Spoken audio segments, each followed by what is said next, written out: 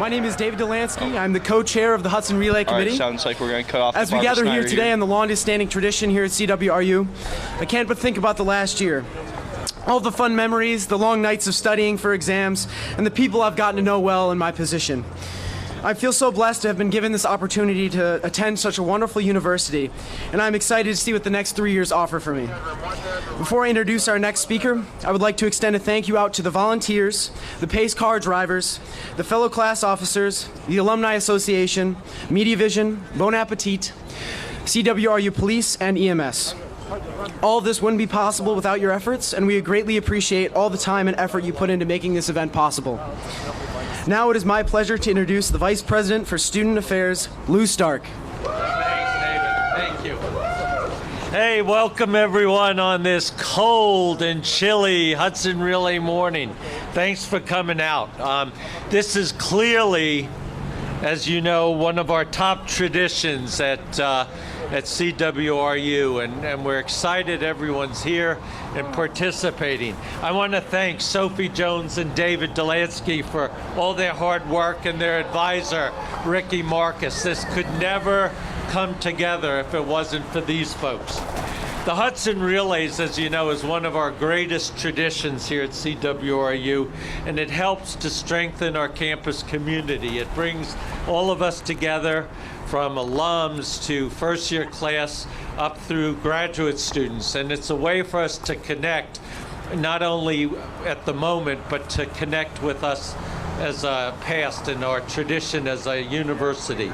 And so what we really do is appreciate the time and effort that everyone puts into coming out and doing this and making it a really special day. Traditions connect us in so many ways, and one of the things, as you know, we've been doing is really working on continuing to push our traditions. So thanks for being part of this and making today a really special effort. I'd like to now introduce the president of Case Western Reserve University, President Barbara Snyder. Oh, it is so great to be here today. I wish the weather were better for you, but we do connect through these traditions. And of course, at Case Western Reserve, we bond even better when we're cold. So keep that in mind as you're shivering through today's race.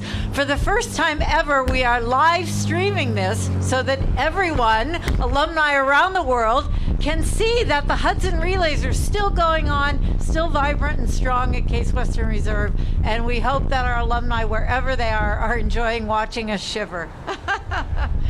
So, and if you're in the Tink, you can watch it on the media wall. We have a watch party in the Jolly Scholar, so you'll be cheered on by people all over for the first time.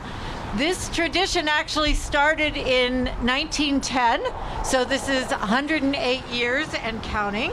And we continue to honor the original meaning behind the Hudson Relays. That was the relocation of our campus from Hudson, Ohio, here to where we are right now. And so you carry in your batons a letter congratulating you on, again, another year of the Hudson Relays from the headmaster of Western Reserve Academy in Hudson. Their campus sits on the land that was originally Western Reserve University. So we are delighted to get this thing started. Teams, we are excited to see who's going to win this year. So let me hear from the first years. All right. Let me hear from the second years. Where are they? That was pathetic, people. All right. The third years. All right. All right. The seniors. Small but mighty group. The graduate and professional students. Yeah. And the great alumni team. I don't know. Based on that, you guys might have a chance this year. We can't wait to get the race going. Line up over there. I'll see you with the starter pistol in a minute. Thank you all for coming. That alumni group. Hi, guys. And it looks like we're getting ready to start, and President Snyder will be giving wise words as she just did, and she'll be starting off the race in a few moments. She'll be getting everyone ready. The staff runners will be lining up as we speak. Yeah, I really must say, just a great speech from Barbara Snyder there, and she really does give a very inspiring speech. And really, anytime she speaks, it's a great event. And she really knows the school, knows the students. Great. We can actually see some runners warming up here. Yeah, she really knows the students, knows the alumni. Really a part of this university. Great figurehead, great leader. And she'll be starting off the race, and we're really excited to have her be a part of this. And as she said, alumni from around the world will be tuning in. Really, if you're listening to us, you already know that with the live stream. Yep, truly an international event, and we can see the freshman class president, David's, looks like he's making an announcement here. Soon. Looks like it got cut off. It looks like he was saying that the race will be starting soon, so just wait a couple minutes and we'll be getting started. Yep. Really some great scenes of the campus. Even though it's not a great day, you really get a sense of appreciation for where we are in Cleveland. We've got a little shot of Severance Hall behind the quad here. All the students gathering around right in front of... Okay. And one thing you might also notice is those flags on the grass, those little flags. One thing that happens every year is the class officer collective goes out and we flag the entire campus, and it's really a great way to get the event started, because everyone sees these flags around campus and everyone gets really excited for the race to start. And you can see all smiles on the ground, and really a great vibe there. Yeah, and Ethan and I were actually looking through a bit of the history of the Hudson Relays, and in 1914, the 4th year of the Hudson Relays, Reserve Weekly had to make an announcement that they had to prohibit automobiles being used at the races, because some classes really just got too tired and wanted to complete the race in a car. Yeah, it's pretty cool. I mean, we have the whole history of Hudson Relays all documented, and it really just shows how much of a tradition this is. You know, we have stuff going back to World War I, and even before then in 1910. Just kind of goes to show how long this university has been around, and just one of our oldest traditions, and how great it's been for our campus. And in 1916, or a class of 1916 runner in that year of 1914 was actually held up by a freight train crossing his path. But he still kept the lead, apparently. And one thing that's really interesting, as we were reading some of the historical accounts from the older Hudson Relays, they refer to, in 1910, I believe, they referred to the fact that one team used a machine to cross the finish line. Yep. So they didn't even call them cars at that point. So there's a, pretty interesting tidbit that we got there, and we can see some more people warming up. Now I don't know if those are actual runners or just students running. We don't know. Yeah, sometimes they're just people out running, and they kind of run in. Or you know what? That might actually be people getting to their leg, because it's a relay race. Yeah. Everyone's got to be at the start, but then you got to get to your location and get ready to go.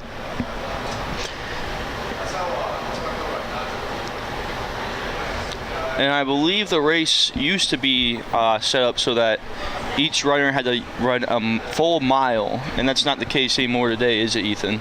No, it's not. Actually, as the university has expanded, really in the past 20, 30 years, they've had to start expanding the number of runners, get more people involved. And it's really a great opportunity to get more runners involved. Now we have teams of at least 42. Some people have teams of 50 with alternate runners. And it's a great way to get more students involved, more alumni. And all in all, I think we have about 200 runners participating. So it should be a great event, and we'll be able to see. Yeah, I think that's a really cool thing that we're able to get more people on each class team, so it's more of a team effort from the whole class and all of the students in that class. Yeah, it's a great way to really get the class to bond, and really the university as a whole. Although the class of 2020 group didn't seem that enthusiastic when Barbara Snyder called on them, unfortunately. Yeah, it was 2020 was a little weak there, but hopefully we can pick it up from back in the Jolly. Yep.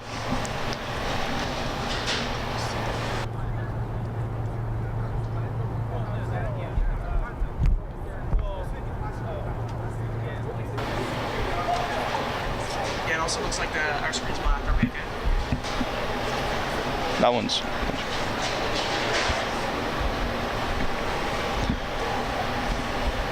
And we'll just take a break here, let you guys enjoy the scenes leading up to the race.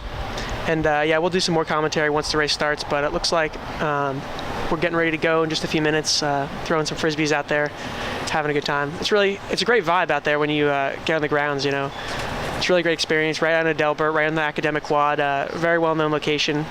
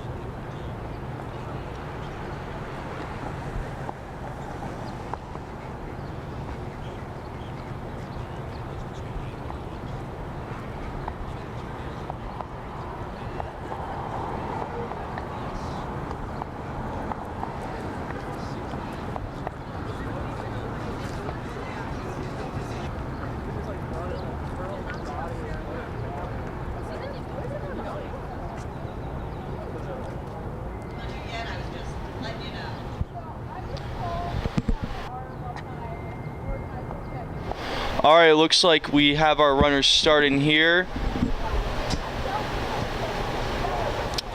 And we have our class of 2019 in short lead. Oh, and we have the alum just passing them as they're turning off onto the Veal sidewalk.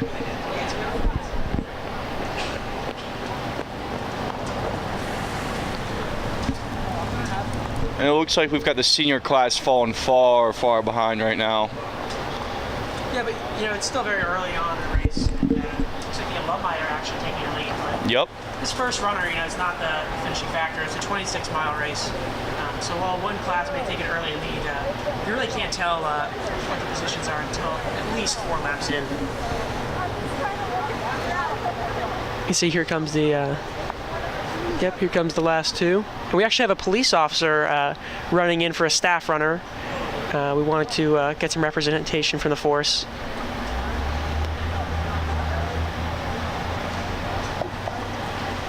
Looks like we have one more runner, Matt Knickman, for the freshman class. Yep, the staff runner for the freshmen. And here he comes. Really a great guy. I've gotten to know him a little bit. He's a staff runner for the freshmen. You know, really active in the community. You know, really just taking part whenever he can. And there he goes.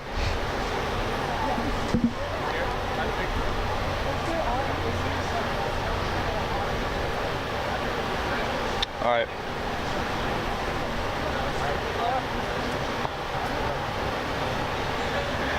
Gotcha. Our little screen that's right in front of us is actually black. I'm not sure what's going on with that. Thank you. So we can see runners kind of warming up here. Yeah, you gotta get ready before they come and give that baton to you. If you're just standing there the whole time, your legs are gonna get cold and you'll tighten up when you start running. Yeah, especially when it's cold and wet outside. You know, you gotta really warm up, stay warm. We can see runners trying to figure out where their location is actually. It's kind of complicated to understand where the handoff locations are. A little bit challenging, but. And there's a shot of the Weatherhead School of Management. Really great building. Some people might find it confusing, but I really do love the style that it brings to this campus. Yeah, really one of the things that it does is it shows that in business everybody's connected, and inside the business school there's actually flags of every country that a student from Case Western has been from, and there's just hundreds of flags all around, and it really is pretty inspiring to show that we really are a global community here. Yep.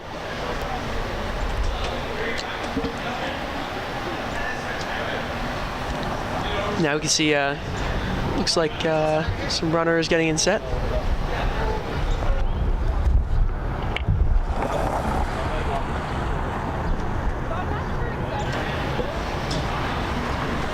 One of the things that happens is they close down a lot of the streets, but some of them you can't close down. Like Euclid's a pretty major street, so when the runners are getting ready to cross, the pace cars have to block it off. And I'm sure we'll get some cuts of that. Much like a presidential motorcade, but not as complicated as that one. I believe actually that's my friend Catherine right there. She's a freshman, nursing major, very nice girl, and I think she's running this year as well, so that should be pretty interesting.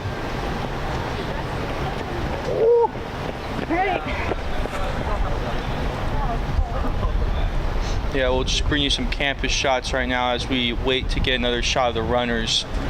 There are some blind spots on this course. Yeah, so the staff runners took the track of going up the elephant stairs. So if you're not familiar with what those are, up here we go. We got some runners. Yep, there they are. So we got a green runner. Yeah, that's a junior class. It looks like they're running. Let's see where that is. I believe they should be turning on the overlook soon. Yeah. Looks like we had some technical difficulties. Some more runners warming up. And one thing, I actually just spoke with a freshman, and they wondered why their shirts. A lot of people might be wondering, why does it says "Run for your lives" or "Your personal pizza"? Actually, on campus, first semester, there was an incident where a student was robbed of their personal pizza on campus, and it kind of became a running joke, especially for the freshman class. The personal pizza, specifically because the university police department specifically specified the pizza as a personal one. So it was pretty funny, and something that the freshman class all kind of identify with. And it's just one of those little things that that make each class different and unique. Yep. And that does really go to show how much the freshmen care about those L3 personal pizzas. Yeah. L3 really does provide some great food. Yeah, it's actually, I believe Leutner was ranked the #1 dining hall concept in the United States, and it really is a tremendous concept. The idea of locally sourced food, very big in the United States right now, and Case Western is really leading the charge on that.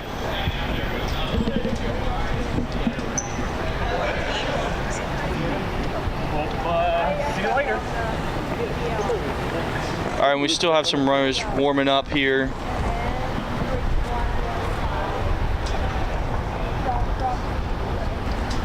We just had.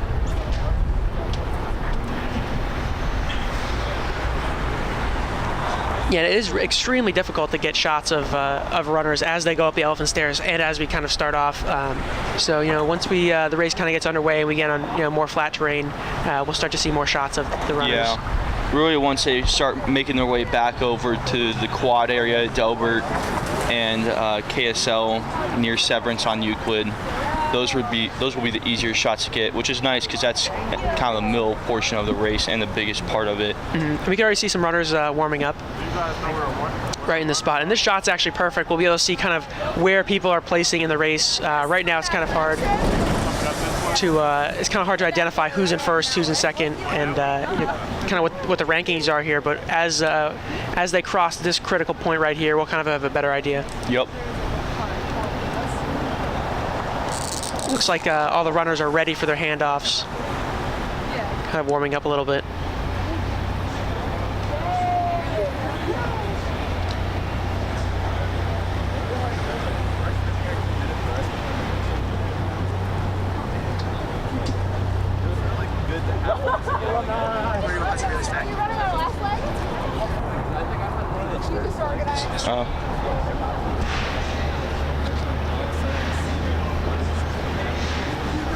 Actually, there have been some changes to when this race is held during the second semester of Case Western Reserve University's academic term. And actually, in 1972, it was held during Greek Week. I would go to say that wouldn't really work out too well currently, as we've got a large portion of our students, I think it's about 20 to 30% are Greek students here.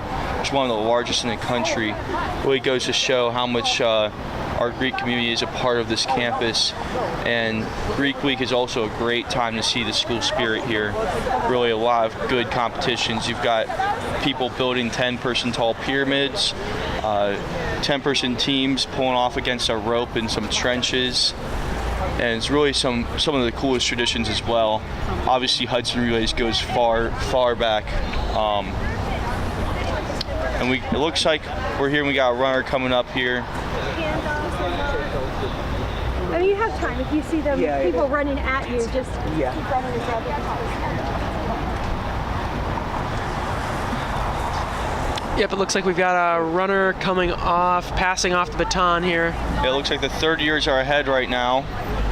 Based on what we can tell, yeah, it looks like the junior class is taking an early lead. You can see him crossing that bridge, going from south side to north side. Yeah, and really right here, he'll be passing the Rainbow Babies Hospital, and he'll be right next to the Cleveland Clinic, one of the Cleveland Clinic divisions as well. Some of the greatest hospitals in the country that will be passing right here. And it looks like we've got some alumni. We got an alumni group right here running by, and I think the seniors are the next one. The fourth years are right behind them. We'll see right here. And they disappeared.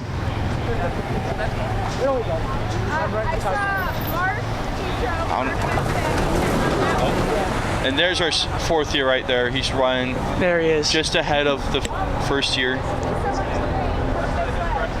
So that's runner 109, and so based on what we just saw, that is Tom. He's from Cleveland, mechanical engineering student. And he says he makes the world's best lemon garlic chicken. That sounds good, Tom. So Tom, we'll have to take you up on that. And it looks like we have another running coming up here. And that is a second year. We could not see her number, unfortunately, so we can't identify her. But so it looks like the place is currently the junior class, followed by the alumni. The alumni. Looks like, actually. Yeah, and then the sophomore class. But still, again, it's extremely early, so now you can see. So one thing that's very interesting, we have mobile cameras on golf carts following the runners, and so we can follow the runners as they run. And that is runner number 171 for the junior class. And that will be Rob Irie. And he's really picking up the pace here for them, really taking a huge lead right now. Yeah, they've definitely gotten. Still early in the race. Yeah, definitely gotten a very early start.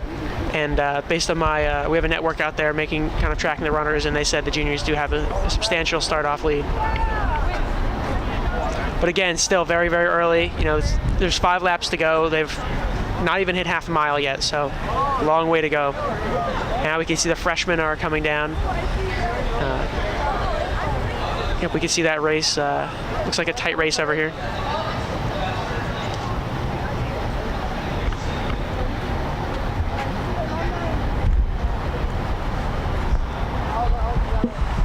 See if we can identify this runner based on his number as he passes by. Man, it looks like a really tight race with the 4 teams. And we can see red just passed up the white team, and that will be the sophomore class passing the freshmen. And it looks like they're gaining on the seniors here.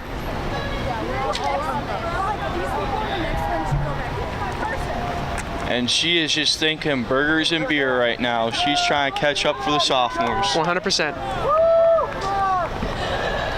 We have runner number 200 from the alumni passing off the baton.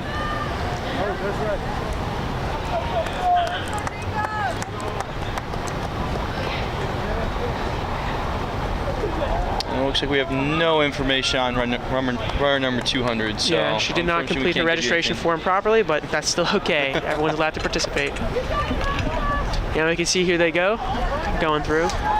So now here comes the critical part right here. They're going to hand it off. Yep, you see that handoff right there. Really smooth transition there. And that guy is booking it. Yep. Hopefully he doesn't tire himself out too much, but we'll see. A lot of people forget, half a mile is not a short distance. No, not really. Yeah, so typically... It's not a sprint, unless maybe if you're a cross-country runner, it might seem like a sprint to you. Yeah. But if, for a lot of people, they don't really, a lot of the cross-country runners, they'll sprint and they don't know how long it is. And so they'll kind of go too slow. And then the track runners, they go a little bit too fast and they'll burn themselves out. So it's interesting to see kind of, especially the runners who have experience, how they go about, choosing their pace. And we'll see some runners probably crossing through. Well, yeah, and the thing is here, this weekend, the UAA Track and Field Conference Championships are actually this weekend. So some of the best track runners won't be with us today.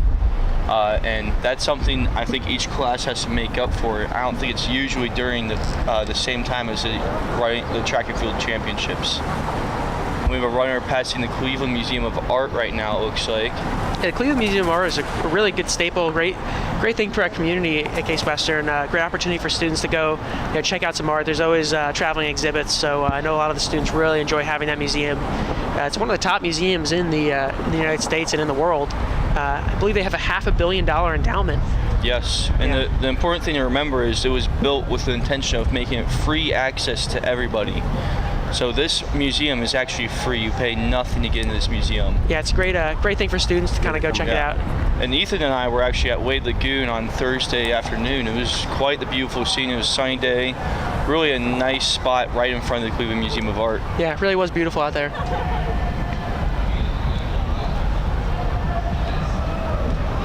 Now we can see some runners coming through. This is right before PBL, Peter B. Lewis, the Weatherhead School of Business. Yeah, it looks like it's in between PBL and Tink right now. Yeah. We can hear it's a great vibe out there. We've got the pace car following them. The pace cars always encourage the runners. They'll follow the runners throughout the race, and it gives them encouragement. You'll have students in the cars kind of yelling out. Yeah, as you can see, you got some students rowdy right behind her. And here's a key handoff location right here, right in front of PBL as they we take get a it. shot of it. Yeah, they're reaching out for it. Yep, and there we go. And there we go. Yep. You see that guy's booking it, and now it always is interesting. You can't ever tell really whether or not someone's going to be a track runner who's in it for the long haul, or whether or not they're burning themselves out. So it's always interesting, kind of at the end of the leg, whether or not they can make it.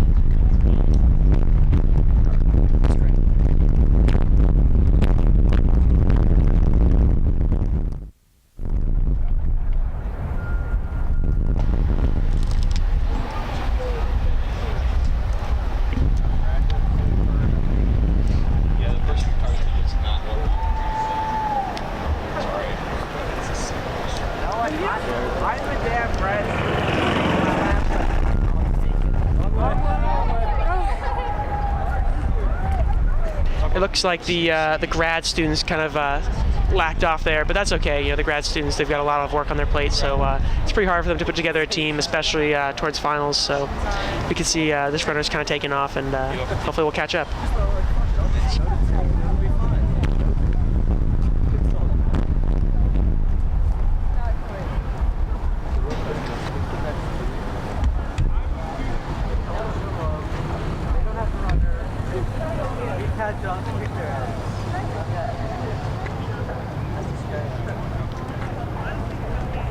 All right, and we're going to cut off to an interview here with Sophie Jones. She's actually a junior on the Class Officer Collective right now. And she's the chair of this event with David Dolansky, co-chair, and she kind of organized this whole thing, and really the reason why it all happened was thanks to her. So well, really, you took the wheel on this whole thing. This is Ethan's baby. Yeah, so Sophie, what do you think about the Hudson Relays? This is your third year being a part of it, so it is. What do you think about how it's going this year? And this year is going pretty seamlessly, nothing too exciting happening this morning. I think everyone had a hard time getting up and ready because it's early and cold, but yeah, it's always Hudson Relays, the biggest tradition for the past 108 years. It's always been rainy and cold. So yeah, and the day before is always beautiful. We always have beautiful, beautiful weather for the pep rally, and then something happens and it's frigid. Really bad weather out there. We wouldn't know. We've been in here all day. Oh yeah, here, feel my hands. Yeah.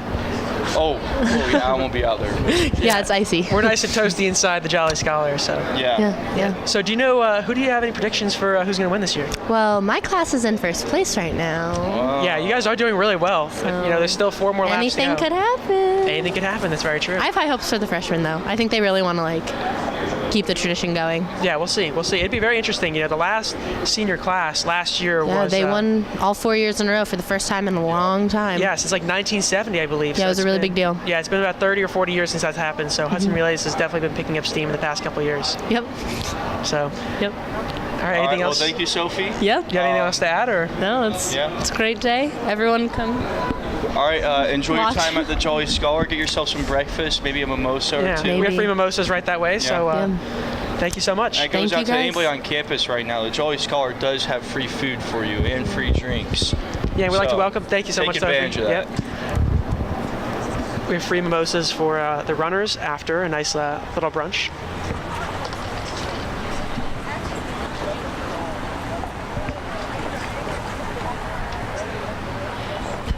Looks like we have the runners. I believe that is a grad student just passing.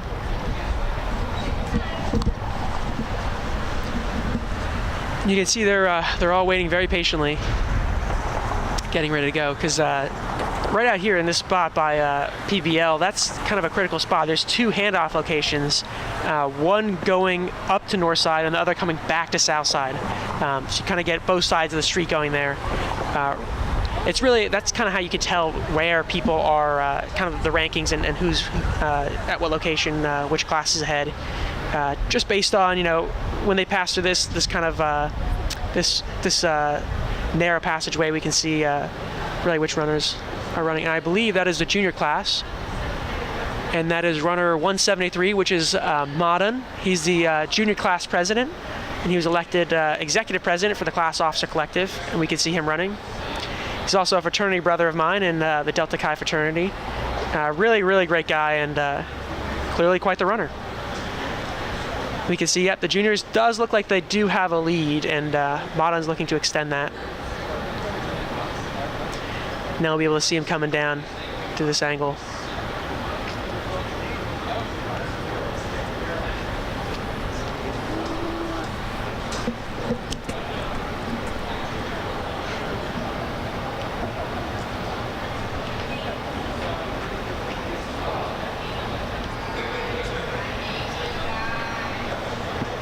And that was Modern Surprise Ed. And now we have another, looks like an alumni runner coming through.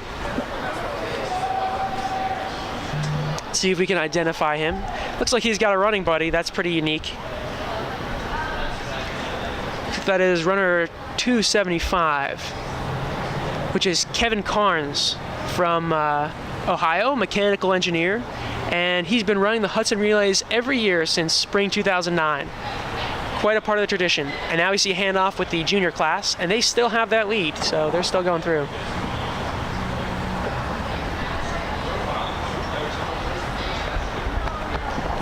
Yep, we can see the junior class running, and it looks like we have Corbett Ryder running for the junior class right now. Great form. You could tell this. He's either a track runner or a cross-country runner. You can really tell by the form and the way they pace themselves.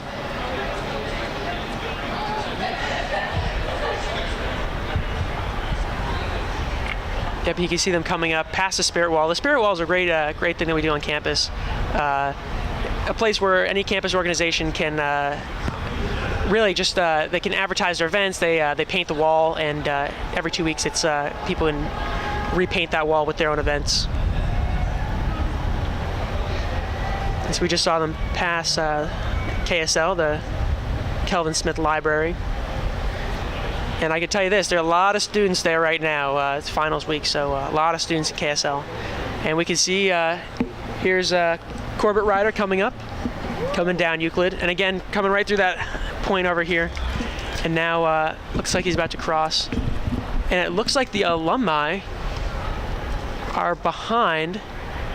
They're in second place, it looks like. Wow.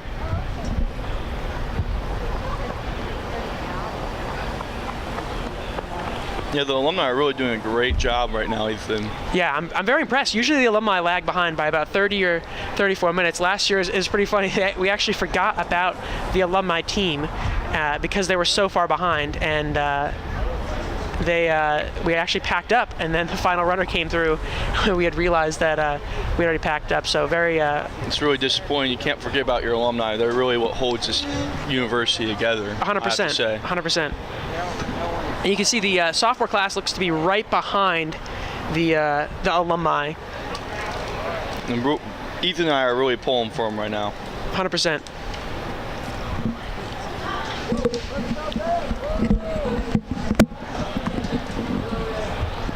And we're going to take a little break from talking to you guys right now. Just sit back, enjoy the view, enjoy the shots of the runners.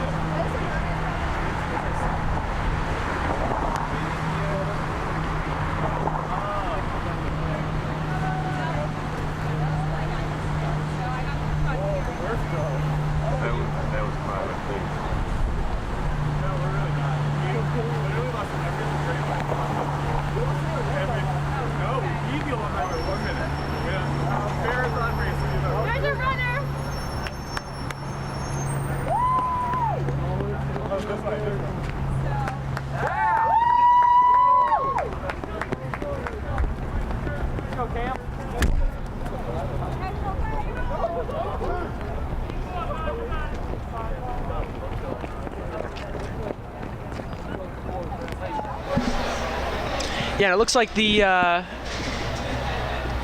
class of 2018 just took over the freshman class there, so they're coming up the binary walkway. And that was a pretty close race right now. Yeah, and the binary walkway is really a great spot on campus. We see a lot of students PRing their events, their upcoming events. I know my fraternity, ZBT, was PRing Get on the Ball there, which supports the Children's Miracle Network hospitals. I know a lot of other Greek students do that. A lot of other student organizations will be PRing their events on the binary walkway. And right now we've got the seniors passing through the quad, followed by the first years, and those are some nice shorts. Wow. Yeah, and that guy's booking it. Looks like he's probably going to overtake him. But again, it still is a long race, so you really can't tell whether or not someone's pacing themselves properly. Yeah.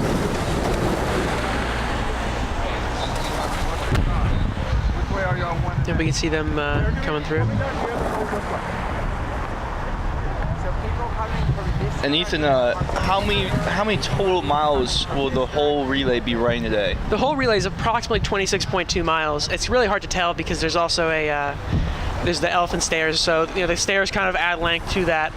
But it's pretty interesting. It's 26 miles, and we usually have pretty fast times because it is a relay race. Yeah, and you've got some of those intense upward inclines. I know people don't even like walking up the elephant stairs, so even running up them would be pretty difficult as well. Yeah, it's pretty interesting, and it really is a fast-paced race. I mean, it's a 2-hour race, and it's a whole marathon, so that's pretty fast.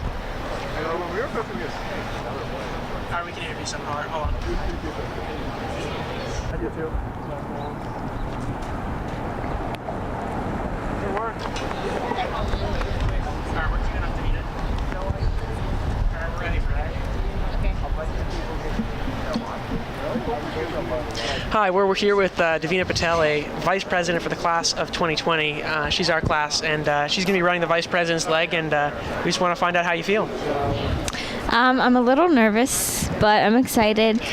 This lap last year felt like it was really, really hard. But I think I'm in better shape this year. Maybe. Hopefully.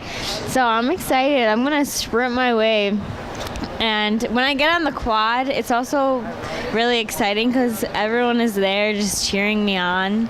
And that's when I get really hyped up and I sprint my way to the finish line. Yeah, I remember I was there last year with you, and we had probably about 20 sophomores now, at that point, freshmen, kind of running with her and encouraging her for that last lap. And then Kyla Cooper, our class president, we had a big group of students run with her.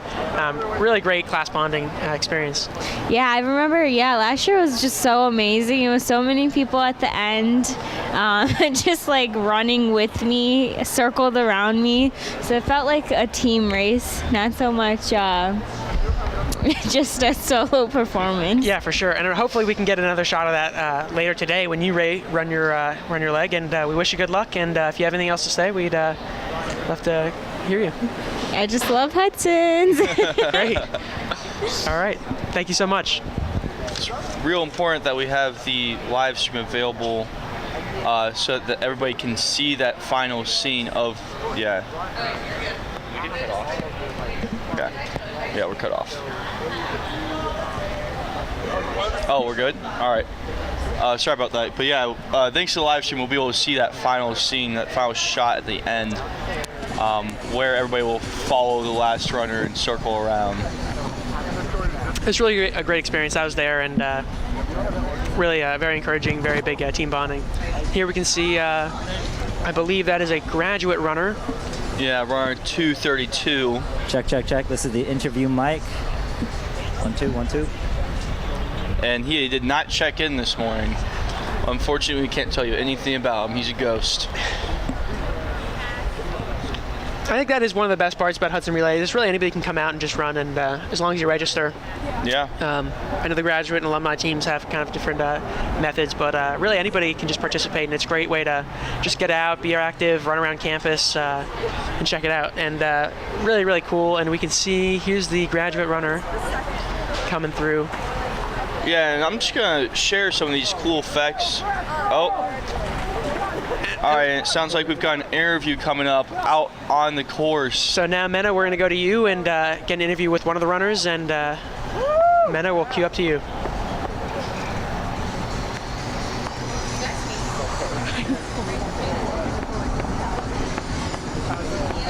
Are we live?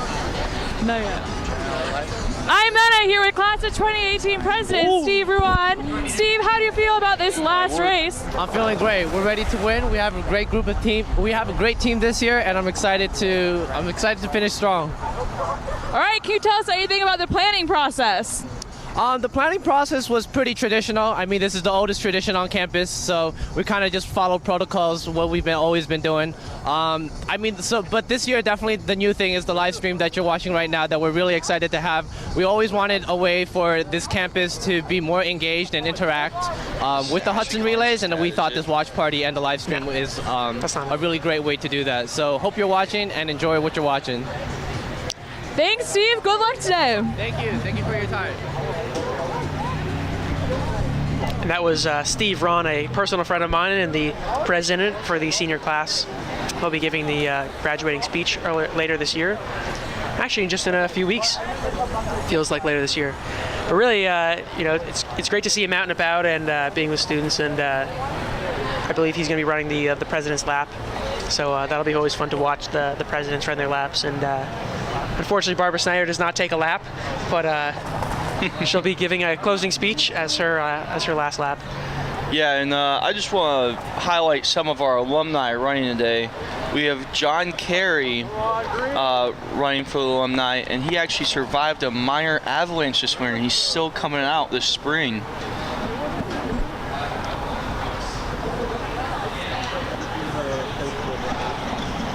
Looks like we're going to have another interview with Mena, and so we're going to toss the Mena, and it looks like actually one of the teams is crossing right now. We just had a team take over another team. It's hard to tell because they don't Everybody's have... wearing jackets. Yeah, he's wearing a it's jacket. so cold out. But Mena will pass it over to you right now. Very good because they told me the race at 10:30.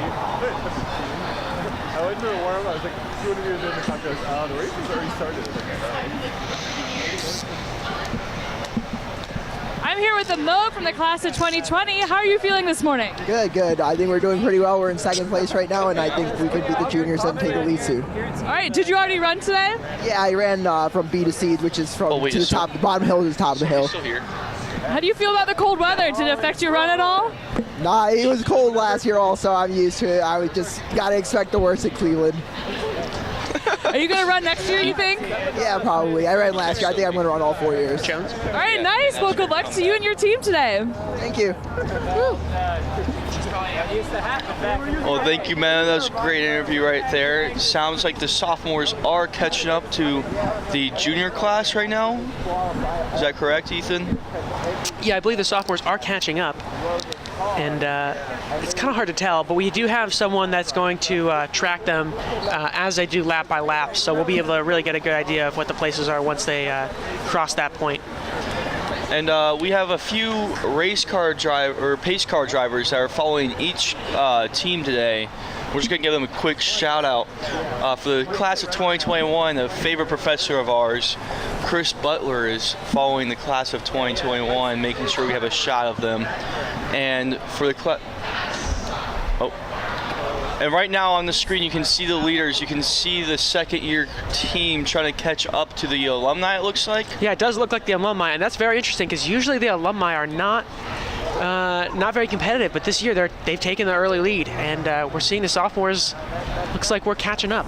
They've really stepped up their game this year. So if you're an alumni watching right now, let's have you scream and shout and wake your kids up in the house. Yeah, I'm sure people internationally are very, very excited to see the alumni performing well today. It does look like the sophomore class did overtake the alumni just barely, but they're neck and neck right now. And so that's going to be a very, very close race. But again, it's still early. You know, we still have 4 laps to go. So.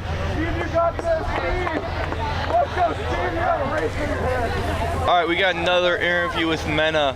We're going to pass it over to her again. Let's see what she's got for us.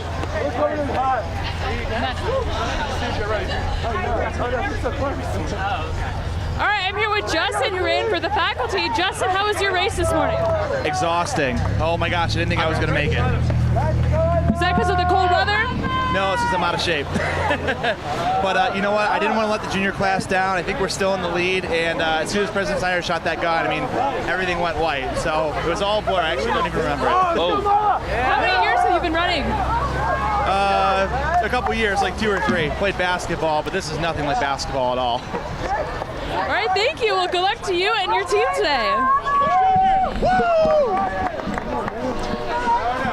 It does look like the junior class are actually in first place, followed by the sophomore class. Oh, actually, I'm sorry. That was old news. It is the sophomore class that has taken the lead over the juniors. Yeah. I'm sorry, that was a old feed, but now we're looking at the live feed, and we can tell that the sophomore class is ahead. And in a moment, we're going to be interviewing Sarah Adams.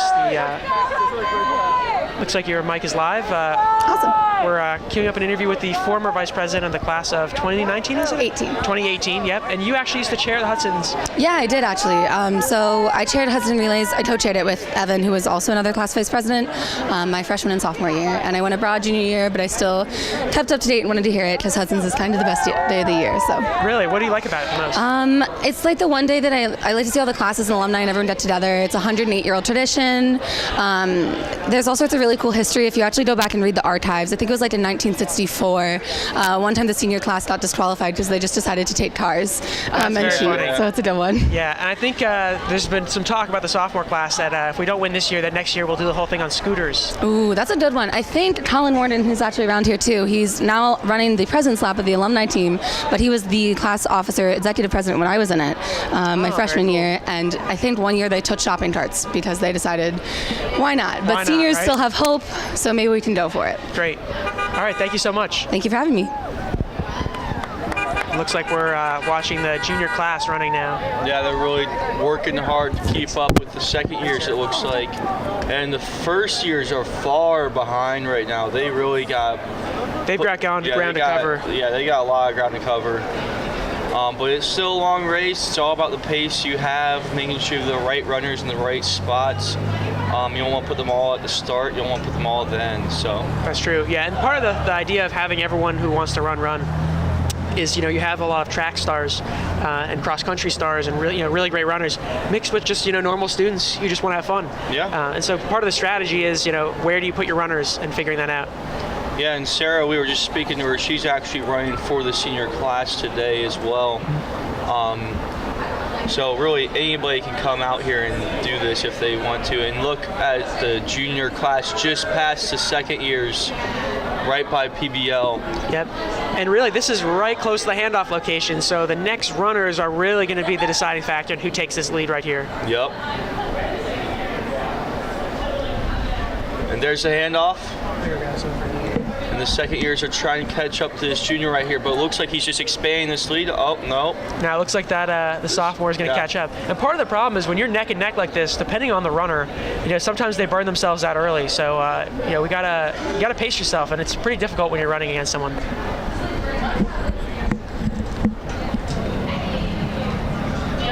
And it looks like we have the Alumni in third place still, trying to catch up to the second years and juniors as well, but we'll see if they can do that. They did have a really good start. We're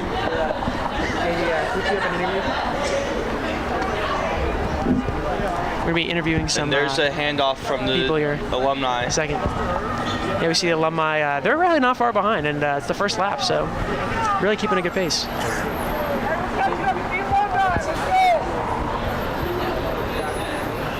Oh. And so now we're live, and we have some runners, some freshman runners who just ran for their class. So how do you guys feel now? Pretty good. It was interesting. Cold weather. It was cold. Hopefully we can catch you up soon. Yeah, for sure. How are the stairs, Nikhil? The stairs? The Alpha stairs were not fun. I'll tell you that much. Oh, you ran up the Alpha stairs. Yeah. Oh, Okay. good Not luck. good. Good luck. That's a tough leg. And what are you guys' names? I'm Nikhil. I'm Varun. And where are you guys from? I'm from Cleveland. Atlanta, Georgia. Oh, okay. So you're probably not used to this weather, huh? Yeah, no, it was a bit different than running down south. Yeah. Not really that much. Yeah. Are you guys both runners, or? Yeah. Oh, very cool. How long have you guys been running for? I did a bit of cross country in high school, but not very much here. I'm part of the running club, but I don't really. I went a lot last semester. Gotcha. I haven't run since high school, so. Oh, really? Well, you're still probably faster than me, so that's for sure. Yeah. And what are you guys studying right now? I'm studying chemical biology. Okay. BME not pre-med for now. Gotcha. Very cool. Okay. Very cool. Yeah. So just pre-med, not so sure on the BME?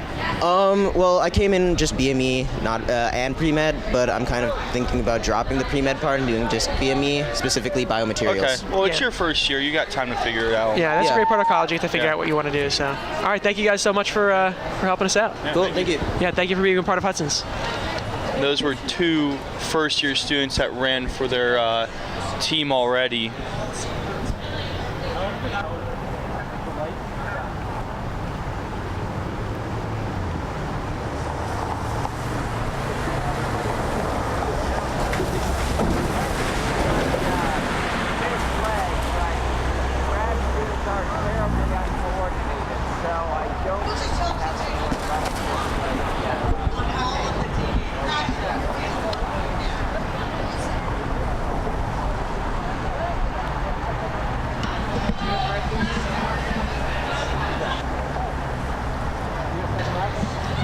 Looks like we're getting some more shots of campus.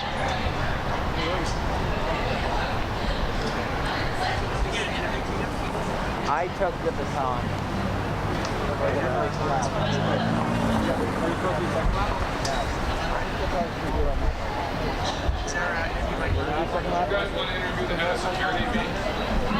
Do you want to interview the head of security? Yeah, we'll get you going. So it looks like we have Maud on here, the junior class president. Next year, going to be the senior class president. And he ran one leg, and I think you're going to run another. So how do you feel? I feel great. When I finished running, we were in first by a couple minutes. Last I saw, we were tied, and I have no doubt that we're going to keep winning. Really? I think actually we, based on our updates, the sophomore class actually just overtook you a few minutes ago.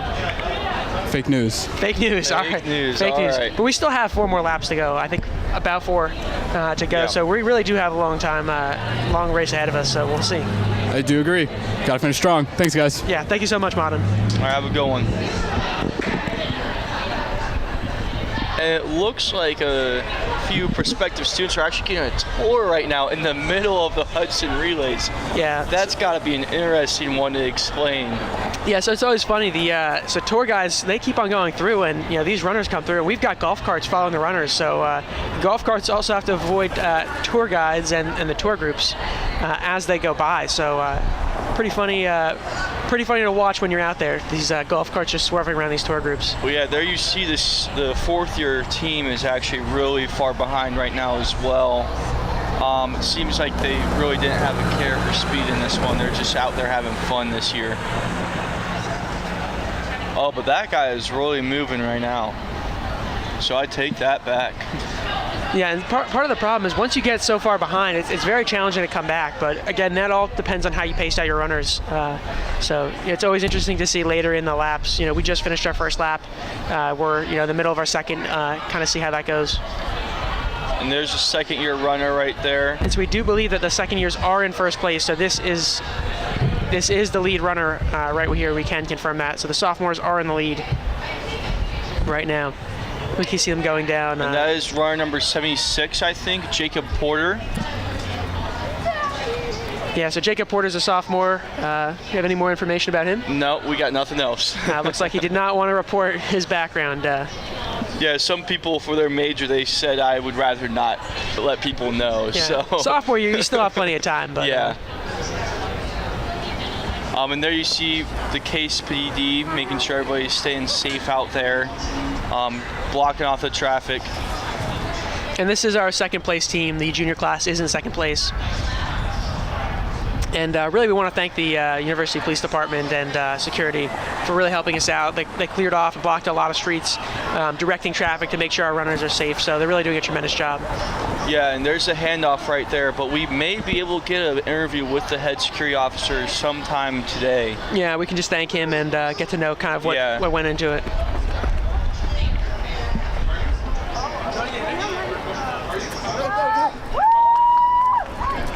Okay, this is a last place team here. It looks like the grad students it is.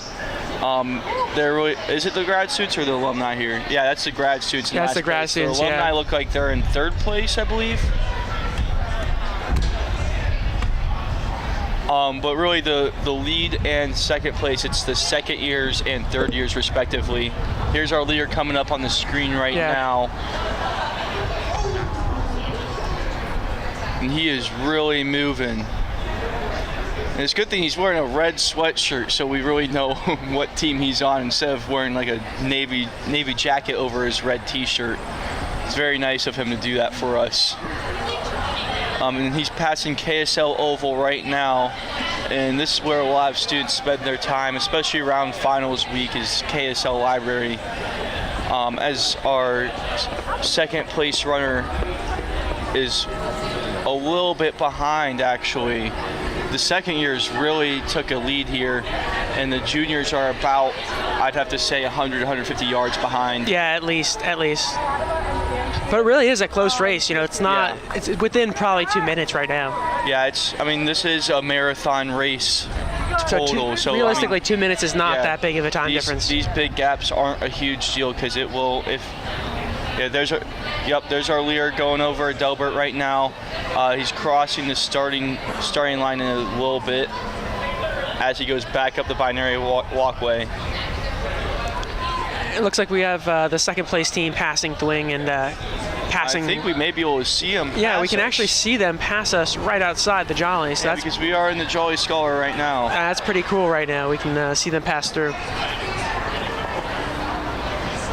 And here comes the freshman team. Really, it is a very, very close race. We got the sophomores, then we got the juniors, then it looks like the freshmen. And who knows where the seniors are at this point. Yeah, and you just saw the tour group had to step aside to let the runners get by for a second. Yeah, it was very fun. And it looks like alumni are actually beating the seniors this year, which is pretty unheard of.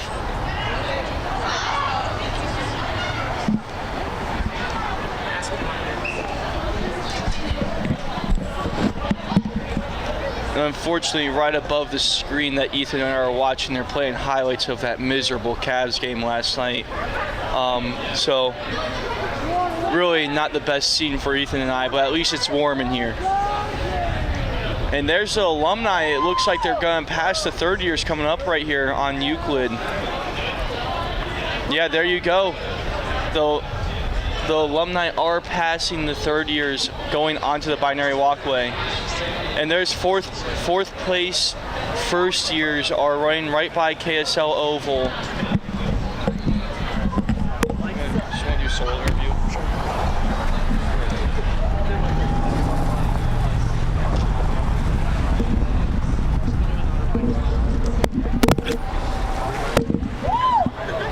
Just again. I'll tell you when I got a second.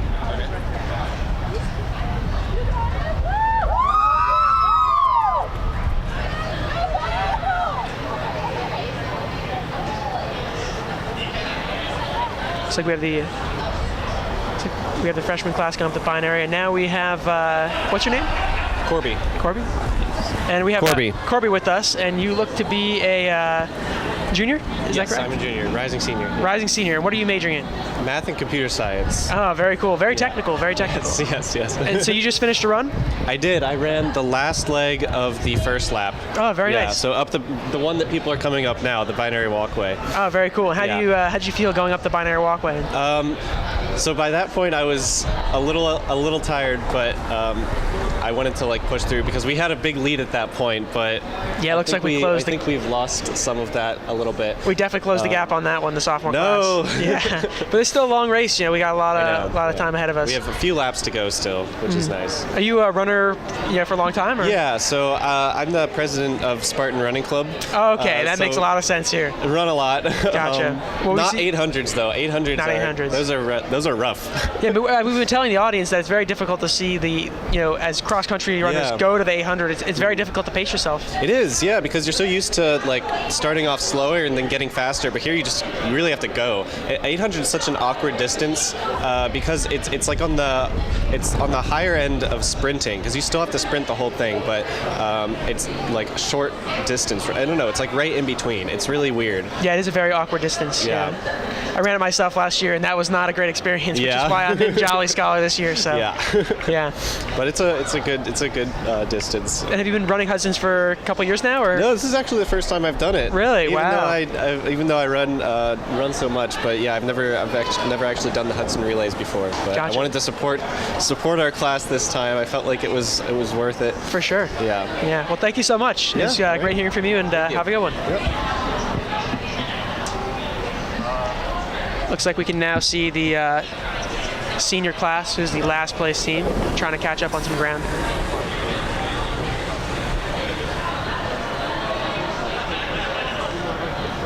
Yeah, and just a few minutes ago we saw the other teams cross through here, so they are substantially behind, but they still have time to catch up.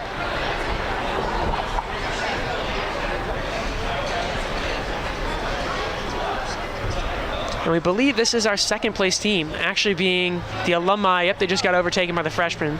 So now the standings go sophomore class, freshmen, Alumni, juniors, graduate students, and then the senior class. Sounds like they had too much fun Friday night and weren't able to get up this morning.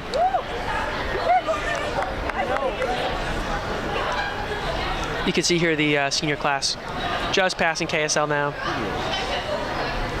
And the junior class is going up the elephant stairs, so that is a substantial lead. Probably about 2 legs behind, I would say. Probably about 2 legs. And then looks like the Alumni, yep, they are right behind the junior class. Very, very close race here.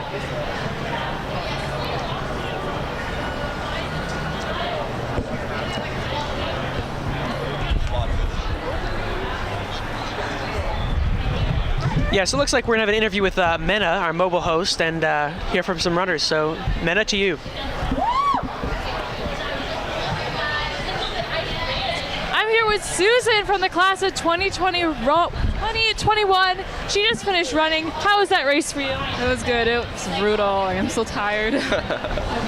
Is this your first time running in Hudson Relays? Yes, it is. I'm the class secretary, so I'm happy to represent my class. All right, do you think you're going to run again in the future? Definitely, yes. I'm looking forward to more. All right, good luck to the freshmen. Let's get back to the race. And there's our senior or a runner from the senior class. And they really are. Yeah, they're far behind. They're really substantially behind because we just saw the other runners a few, maybe 30 seconds to a minute ago, just go up the elephant stairs, and they are 2 legs behind now. Well, I mean, the seniors are really just here to participate in the tradition. They're really having fun today. Yeah. You see that some of them were wearing crazy costumes. We saw one of them walk through Jolly. He was wearing a blue afro hat or a blue afro wig and some disco pants. It looked like. Yeah, pretty interesting outfit to run a marathon relay in. But try and bring back the 80s, which I don't mind, honestly.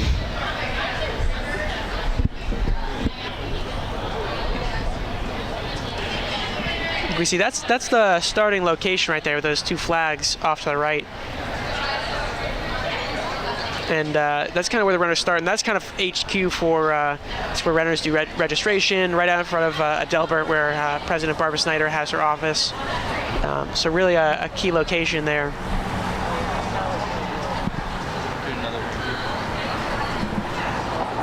All right, it looks like we do have another interview from Mena out in the field. We'll pass it over to her right now. All right, I'm here with Shill from the class of 2019. How do you feel today? I feel good. I feel ready to win. All right, what are you running? From in front of PDL to the binary walkway. All right, how do you think your class is doing today? Last time I checked, we were in first or second, so I'm feeling pretty good. Has the junior class ever won before?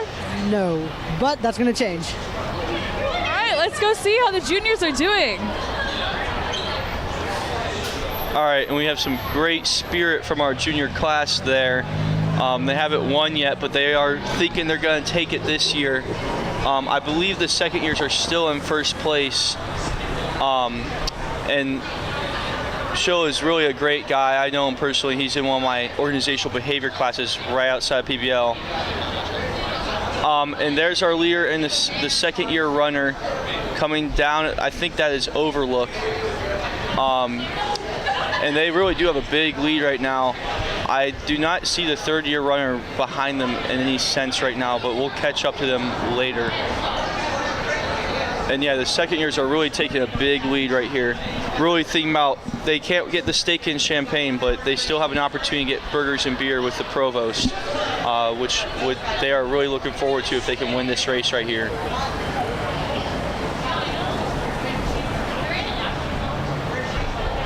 And yeah, there's runner number 53 passing right there. And there's our last place team, the fourth years, just handed off the baton.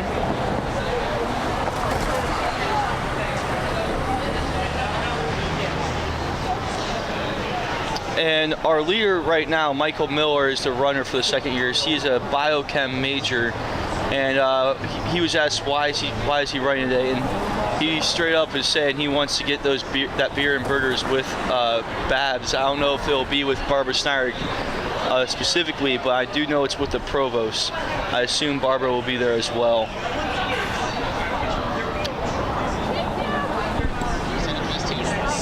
And here comes the second place team. It's actually the Alumni right now, really catching up. They're doing very well for this year, and it looks like we got an interview coming up here, right with Ethan and I.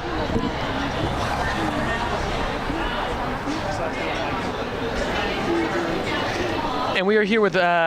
Go ahead and say your name. Hi, I'm Brian Kent. Brian Kent, and he's what class are you? Freshman. Freshman. Oh, okay, you're a freshman. All right, great. And he's actually a fraternity brother of mine, Delta Chi. And that's true. Yeah, and I heard you ran 2 legs. I did. Also, we're gonna win. We've got him right where we want him right now. Really? We're in third. That was the plan the whole time. So now we're gonna make the big comeback that we planned on. Whoever's running 39th, they're gonna make the whole comeback. 39th. So your plan is to have your fast runners towards the end. Yeah. And so is that why you ran first? Yeah, that is. Exactly the reason. Like You're very perceptive. They will have to run faster than Usain Bolt to pull that off. Yeah, there is a substantial difference. That was the plan. We can actually see right now on the screen, the sophomores are taking the lead. So how do you feel? I don't see them taking the lead. I just see a sophomore running. Like, you don't even know they're in the lead right now. No, we do know. Yeah, we do know. In the field we have people in the field tracking the tracking the race. And so I actually take your word for it. You're wearing sunglasses indoors. Is there a particular reason? Yeah, for this radio thing. Oh, I gotcha. He wants to keep his identity a secret. Yeah, see, like, give this guy right here. You don't want him to know. Yeah. And there is the first year runner. I believe they are in 4th place right now. Yeah, going by. No, he's in first. No, he is not in first place. Do not listen to this guy right here. Yeah. You should listen to me. Thank you. Yeah, thank you so much, Brian. Thanks for coming out. Thanks for running. And here's our leader coming back down of Delbert. The sophomore class is in the lead. Yeah, and that was an interview with one of Ethan's brothers in Delta Chi. They actually won the first Spartan Cup this year. So Spartan Cup is a little modification of Greek Week. They've expanded some of the events to outside of the traditional Greek Week. And Delta Chi and Alpha Chi Omega were the first ones to win the Spartan Cup. This is quite an impressive feat. And I think we have our last place team, the grad students, going through the Mather Quad right now, and that's where we have all of our arts and philosophy and music majors. That's where they study. And there's our first place runner right now from the second year team, and she's going down Euclid right now. Yeah, we do see that sophomore runner in first place. It does look like the conditions are improving a little bit. It was raining quite a bit this morning, and it just looks like it's kind of cold now is their only concern. Yeah, we do have we just got a key handoff there. It looks like the juniors did overtake the freshman class. And so that's what you'll tend to see in this race. One team kind of pulls ahead with an early lead, and the other teams kind of go back and forth a little bit. I know last year the seniors definitely took an early lead and just dominated the race, and then the freshmen and the sophomores kind of went back and forth. So I think we'll continue to see that. But again, this is still, we're, I believe, on lap 2 at this point. Perhaps lap 3. I believe it's lap 3. I believe it is. I'm sorry, we'll lap 3. We'll clarify that in a bit. Yeah, we'll clarify that. But we are most likely in lap 3. And yeah, the second years are really moving quick right now. They got some fast runners towards the end here, towards the middle end part of this race. Yeah, we just saw a sophomore. He looked. I think we're gonna. He's definitely booking it. Pan over to. I believe we've got an alumni running up across Euclid from a Delbert right now. He's going to turn right in with this handoff. And the alumni left, right by Severance Hall. The alumni are really in second place. They're really close behind. Yeah, it's really impressive of them to keep going here. This could be probably one of the best times the alumni have had in quite a number of years. Yeah, and the alumni slogan this year is "Pretty Fly for Alumni." And just quick shout out to Jill Belson for coming up with that. She's from Parma, Ohio, and she was a nursing alumni. And she'll be running today as well. And just to highlight a few of the other alumni runners, we have a really impressive one, David Carter. He's from Wadsworth, Ohio, and he was a history political science major once when he was here. And he says he once ran a relay race with a team that went across the entire state of Michigan. Obviously, Ethan and I are from Columbus. We believe Michigan's a god-awful state. We don't even like to say that word. Yeah, I'm not a fan of Michigan. But, I mean, it's pretty cool you ran across the whole state. That is very cool. Yeah. And you can see this race is actually very, very close. This is much closer than it has been in past years.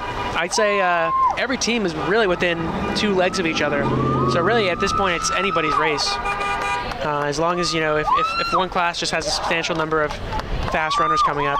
Yeah, it's really about these anchor relay legs near the end. They can really pick up a lot of ground and catch up to the leader. But hopefully the second year team does have some fast runners towards the end here, so they can keep this league or even expand it. Yeah, and we can see this guy's pretty fast. He's booking it right here. Yeah, smart move of him to wear pants today. It's quite cold. You want to keep those legs warm.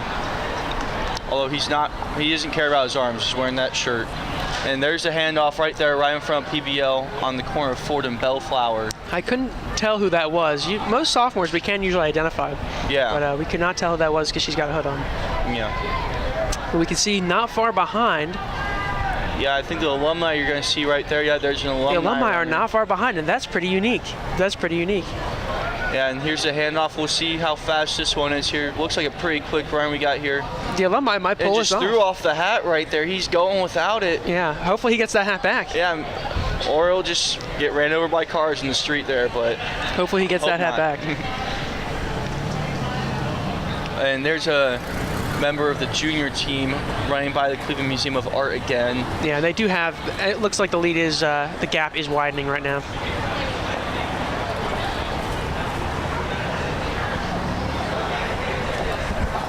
And it looks like, I think we're going to see the first years are a little bit behind, but we're going to see this junior come around the bend right here, right in front of Tinkenville University Center, and right behind PBL, but Tinghamville University Center, what a great facility, Ethan. Yeah, really, and it's interesting. My brother is actually a student here, and I visited him when he was an undergrad, and I kind of saw it under construction, and I thought it was quite a unique building and facility. And I came here myself, and I got to see it fully built out, and it really is a tremendous asset to the school. Yeah, it's a really great place. You can have some meetings with some coffee or food there. You've got the Campus Melt restaurant there.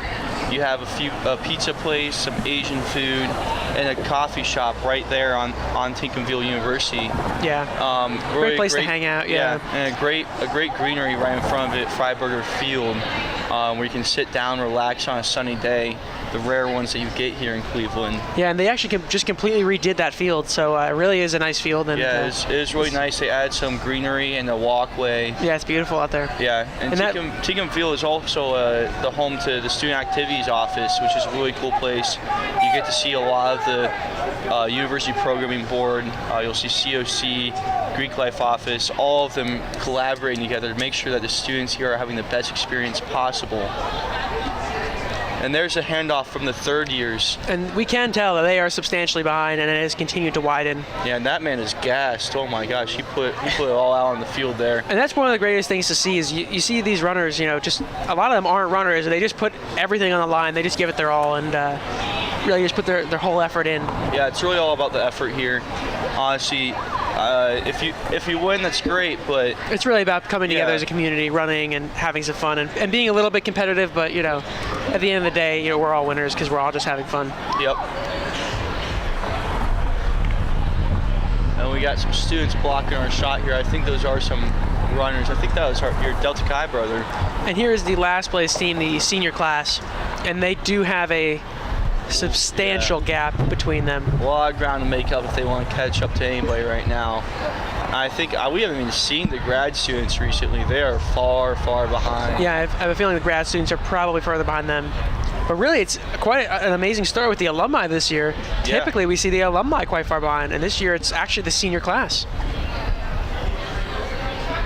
Yeah, it would be really cool to see the alumni get second or third, or even if they win it, they could spoil it for the second years. That's true. The alumni, if they win, they don't really get any tangible benefits. But if the sophomores can win for the next 3 years in a row, we'll get beers and burgers with the provost. So looking forward to that. Burgers. It's what they're all looking forward to, and that's why we're rooting them on. Also, just to support our classmates.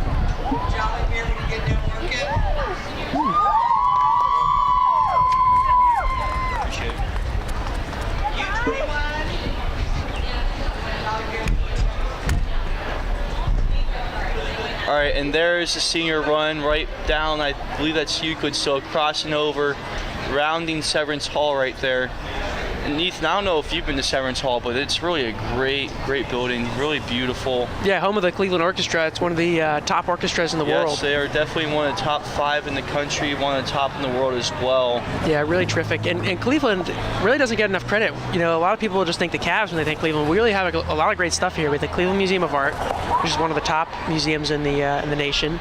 We've got the Cleveland Orchestra. We really have a lot, and it really just surrounds the Case Western campus and our community. And yeah, I think it's perfect with this with the University Circle. There's a lot of great places to go. Yeah, for sure. If you're a student and you really don't get out much, these are the places you should go and experience.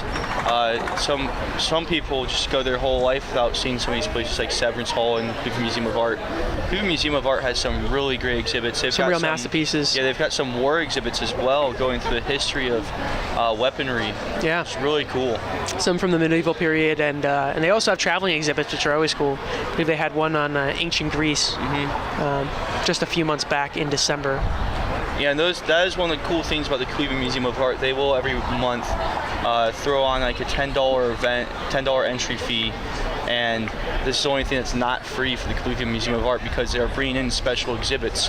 But they'll have live music, a few other things, and all the new art that they brought in, and it's a really cool thing to go to with your friends, your fellow students. And now we see the looks like the senior class coming up on Bellflower, and they're probably about 4 or 5 minutes behind the lead class. So it looks like they are probably setting pace to be our last place finisher, but still very impressive on the alumni's part because they have really taken an impressive run this year, and it's really right now between the alumni and the sophomore class. And we'll see if we can get a shot of the sophomores and alumni coming up here, see who is in the lead right now. But right now we're seeing the senior run right in front of Tinkenville. Honestly, taking an unusual route. Most people play on the other side of the sidewalk, running on the adjacent side of PBL. This guy's on the opposite side right now. I do wonder if his teammate will be able to catch the baton. Yes, he will. And I believe that is Tyler Powell, runner 102. It's hard to identify, but I believe that was him. And we've got alumni number 266 coming up right here. Is there a handoff point here soon, Ethan, or no? It's coming up. Once they get past, we'll see it in a couple minutes. Once she goes down Bellflower further, right around Peter B. Lewis School of Business in the Mather Quad. So we'll see a handoff. And so that runner 266, she is from Houston, Texas, and she was a chemical engineer when she was here at Case Western. Yeah, I believe that's Becky Mitchell, if I'm correct. Yes, Becky Mitchell. And she is running today because somebody has to beat the undergraduates. And they're really putting themselves to that. They're holding themselves to the word right now. 100%. Yeah, they're really staying up behind the second years and beating most of the undergraduates, which is really cool, and even beating the graduate students who are far behind. Very impressive. Very impressive. And there's the leaders, the second-year students, as runner number 61, I believe. Yeah, and you can see how close this race is. You know, you have the lead runner just passing the Mather Quad right now, and we just did see the alumni runner on Bellflower, so she is not more than a minute behind. And yeah, that is runner number 61. That was Becca Siegel, and she is really keeping this lead for our fellow sophomores here. There's runner 166 for the junior class. I believe they're in third place right now, right, Ethan? Yeah, I believe the junior class is in third place, and they are coming down Bellflower. But really, it is a close race, and to be honest, it is anybody. Wow, we see the alumni. He is booking it right now. That is a fast runner right there. Yeah, he's got some long strides. He's really pumping those arms there. And we can almost see him catching up to the sophomore runner in the back right of that shot right here. Yeah, hopefully she can hold that lead for them. The handoff location should be coming up, but it's possible the alumni might overtake the sophomore class if he can continue that pace. And the leader is passing KSL over right now. You'll see the alumni coming up on her real soon. Yeah, he's going to be coming here any second now. Yeah, we can see him. And that is a close race. And really, the next runner, whoever that is, needs to, for the sophomore class, widen the lead, or the alumni overtake him. And here we see the fourth place team, on the corner of Juniper and Bellflower.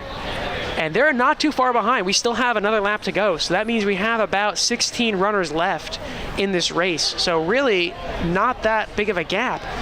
Yeah, and that runner from the class of 2021 right there, that was Olara Sutku. Oh, and right now, actually, we can see Schill. He's the executive MPRO for the junior class, going to be the senior class executive marketing officer for the Class Officer Collective. And he's a great guy. And yeah, I think this is his second leg running. So very impressive on Schill. And runner 251 from the alumni closing in on our leader, and he is going on the binary walkway right now. That is Navid Tavoli, and he looks like he will catch her before this handoff. It'll be quite close right here.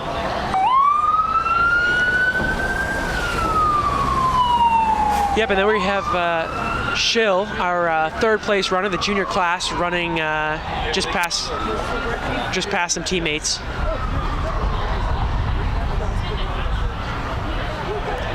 And so now we clearly have a very clear standings. We've got the the sophomore class in first place, the alumni, and then we do have the junior class, followed by the freshmen, followed by the seniors, or alum. It's kind of hard to determine.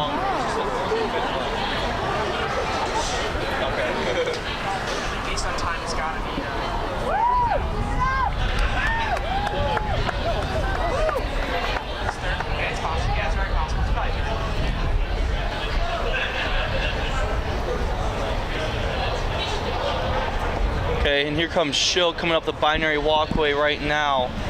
Did you guys just run? Yeah. Do you want to be interviewed? All right, come on. I'll wake you up. Yeah, all right, we're gonna be pulling over some runners from the senior class here for some interviews.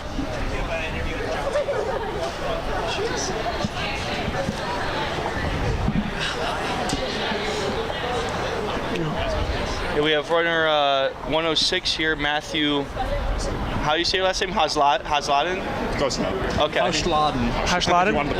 Yeah. And so you guys are live right now. So how do you feel after running your last lap? Pretty fantastic. Do you both run one leg each, or? Yeah. Yeah. And finish up lap 2. Hold it up about. Is this better? Yeah. Can Right you hear us now? All right, sweet. Yeah. No, we feel pretty great. Yeah. Finished up lap 2. Lap 2. Yeah. So. Yeah. I think we're currently in first place right now. Actually, the whole thing. based on our analysis, you guys seem to be pretty far behind, actually. So some first years thought that too. But yeah. Well, I really just think you should do your own research into it, and I think our own research. Yeah, maybe I'd like to see some more papers come out about it before I. Yeah, I'll have to show you some academic, peer-reviewed articles. Well, I think that's the first year right there. They're in 4th place right now. Yeah, we can see them. Senior class close behind her, maybe, but they do have a lot of ground to cover if they want to win this one. Yeah, that's pretty funny. Pretty funny that the alumni are actually ahead of the majority of the classes for the undergraduates, which is pretty unique. What do you guys think about that? I'm glad they showed up for once. Yeah, really. I'd be surprised if I ever came here as an alumni. So good on them for actually making it out here. Having a clean race too. I think they ran well. Good for them. Yeah, they really have. And we still have maybe 1 or 2 more laps to go. So, really, you guys still have an opportunity to come back and place pretty high. Yeah, no, so. I think we've got it this year. It's been a rough last 3 years in the shadow class of 2017, but for sure, I really think this is our time to shine. But I think House and I here are going to take a little break and enjoy ourselves here at the Jolly. Yeah, we'll get some mimosas. Yep, go get some food and mimosas. Mimosas here? Yeah, go right over there. All right. Thank you guys so much. Thank you. Enjoy yourself. Well, you see the seniors there are getting very excited about the mimosas here at Jolly Scholar. And just to clarify, these are not runners here. Just warming up for their They're warming up, or they're just doing their own run. They are not part of the Hudson Relay right now.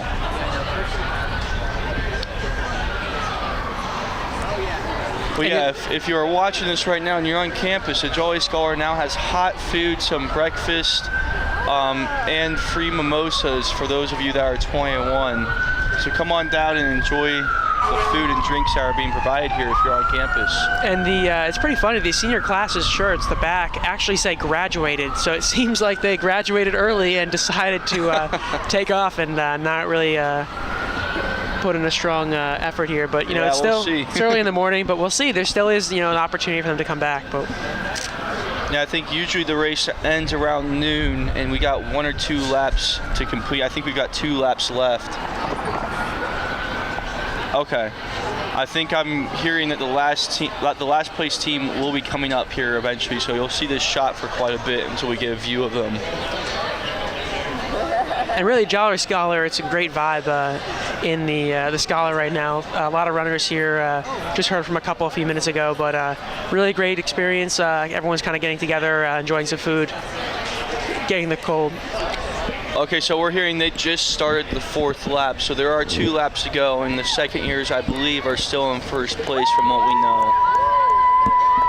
And from the cheering I can hear, it sounds like the last place team should be coming up here soon. Oh, and there is a grad student. And they are significantly behind. They're significantly behind. Real Probably far behind. half a lap behind, which is about 2.5 to 3 miles based on our estimates in the headquarters here. So they are, I'd say, significantly behind, but at least senior class won't come in last place. Yeah, and I think the leaders might actually end up overlapping the graduate students by the end of this race. It's actually very possible that the sophomore class could lap the graduate students, and we might see that soon, depending on the last runners. But it's going to be very close. I remember the sophomore class last year, we were actually lapped by the seniors, I believe, but then we came back. Well, the seniors had an exceptional team going. They were, I mean, that was the one they had to win to get the steak and champagne dinner. So they were 8 minutes ahead of the second place team, which is a significant difference for a marathon style race.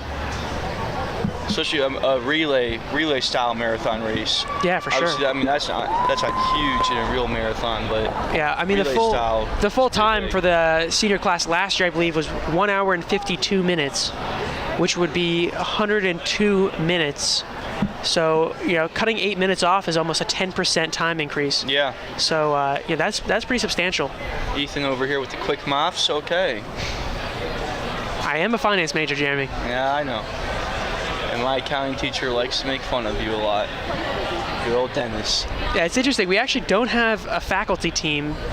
It'd be interesting to see if we did start a faculty team, how many faculty would come out.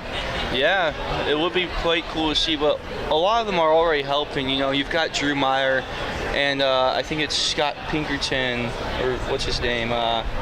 Sorry, not Pinkerton. Drew Meyer and Chris Butler are already helping out with the pace cars. Drew Meyer is driving the 2020 pace car, class of 2020 pace car, and Chris Butler is following the first year students. And we have Mark Gusley, fraternity brother of mine. He is following the junior class team right now.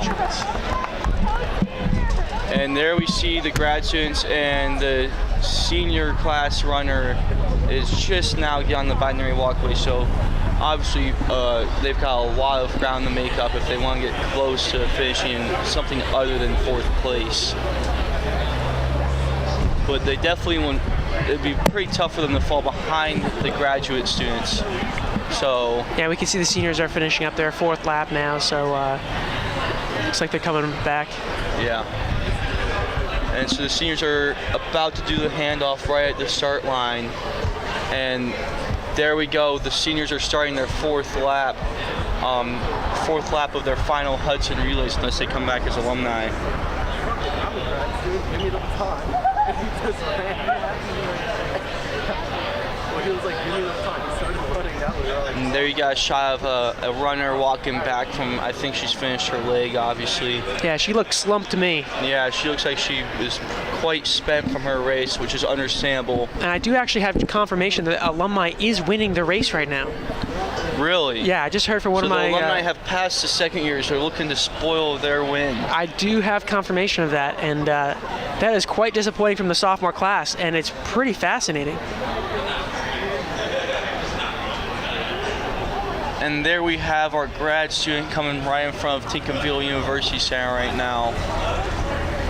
And she'll be passing the Mather quad and going onto the corner of Ford and Bellflower for the handoff.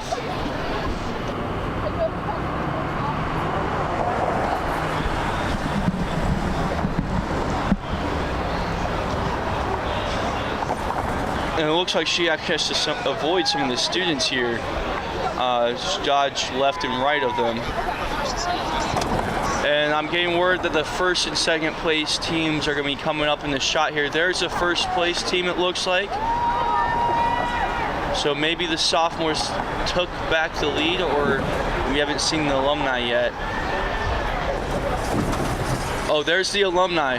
The alumni are in 1st place right now. Quite a feat for them as they're going through the south side of campus. And we'll see here how far the 2nd year students are. But this alumni runner right now is really quick. And there's the 2nd year trying to catch up to the alumni, really putting all of her effort into it.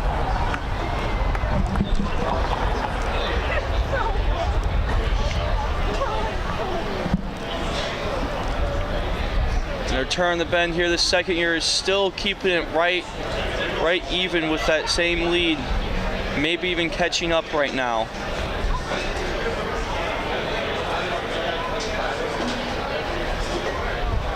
And we're about to lose sight of them. I think we're gonna get a view of them coming down the street right here. You can see that red shirt. We're getting blocked by an ambulance right here, but you can see the red shirt. The navy shirt's probably hard to see right now.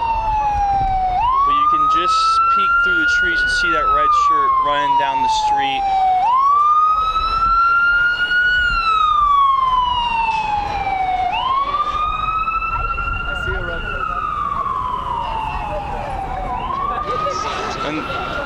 There is the senior class runner run up on Little Illy right here.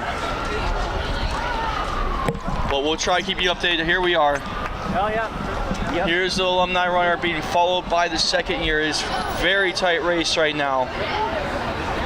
And we're being blocked by a bus now instead of an ambulance.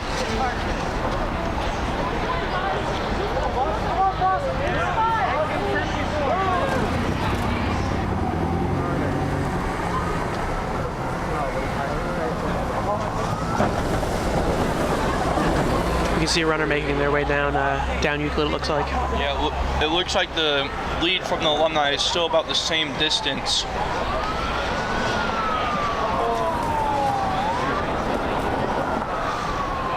And the second year still do have a lot of ground to cover.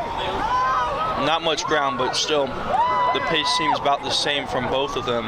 Actually, the second years seem to be dropping back a little bit in their lead, or in their behind the alumni lead.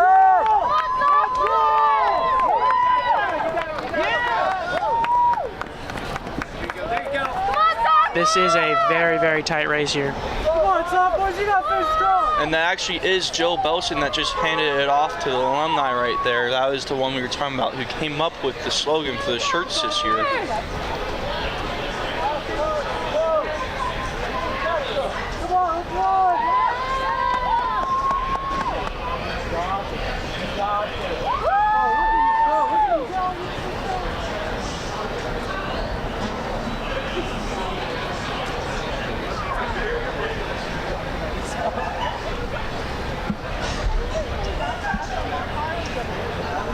And it looks like our second year runner is moving quite a bit faster than the alumni runner right now. Yeah, we do have confirmation that this is the 4th lap. So it is very close. And we can see a freshman is really running fast. That is a fast runner right there. Yeah, he is moving. He's coming back down Delbert from Murray Hill. And he is really picking up the pace, and they might actually catch up.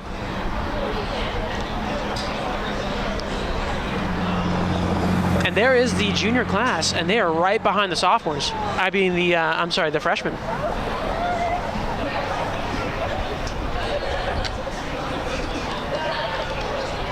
So it looks to be a very tight race between the alumni and the sophomores going for first place. And then third place, it is the freshmen and the juniors going at it. And there is the second year, so behind the alumni, I believe. But we are definitely gaining ground on them. Yeah, I think we'll see how close this lead is as we pull up on that shot and Teaconville and PBL in a little bit. But here is the first year student coming down to Delbert right now. He just has to get to that corner of Euclid and the Delbert on the right in front of Severance Hall to pass off the baton. And the juniors are falling right behind him. I think they're picking up quite a bit of ground. And actually, the second years did pass the alumni, as you can see. So now it is the sophomore class that is in first place right now, and we do have looks like substantial ground being made on the alumni. And really, that's one runner can really make the difference. And there's our leader right here. There he goes. He's looking good right now. Coming up in just a few seconds, you'll see the... So right now we have a shot of the alumni. There's the first year passing off the baton in front of Severance Hall. And there we go, runner number 82, keeping the lead. Or sorry, that is not 82, it looks like. My apologies, it's hard to see those. And we have the junior runner coming down to Delbert as well. He is about to pass it off.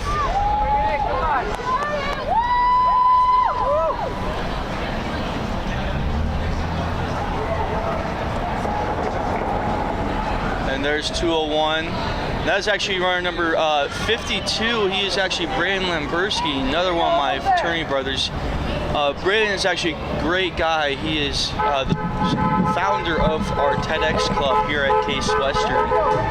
Really all about hearing as many thoughts as possible on campus, hearing the ideas that professionals have to give and the insight they have to offer on this campus.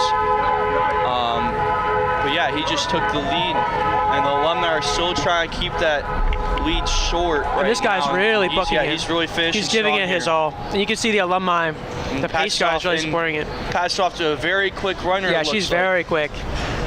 You can tell she's a track runner. And here we can see the freshmen are coming up.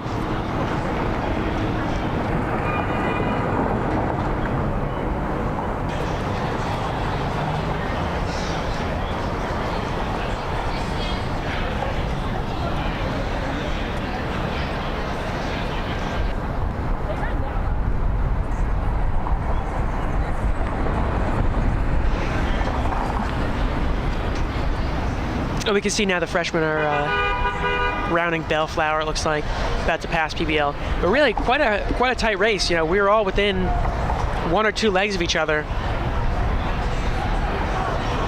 And now we can see the next team coming by, passing the Cleveland Museum of Art, looks like. Hey, we got second, let's go! And we do Come on! believe that is the senior class right there. And now There's we can see the first year's going right in front of PBL here, about to hand off the baton to his teammate. Yep. And they're being encouraged by the pace car, which is a blue truck, it looks like, this year. And that is runner number 36, Rory O'Neill. He is Passing actually off. on the Case crew team. Oh, very cool. Yeah, very cool. Very demanding sport that is. 100%. And now you can see the freshman class is trying to gain some ground on the alumni. But really, the alumni have put together like a very, very, very strong run. And we're pretty impressed up here. Yeah.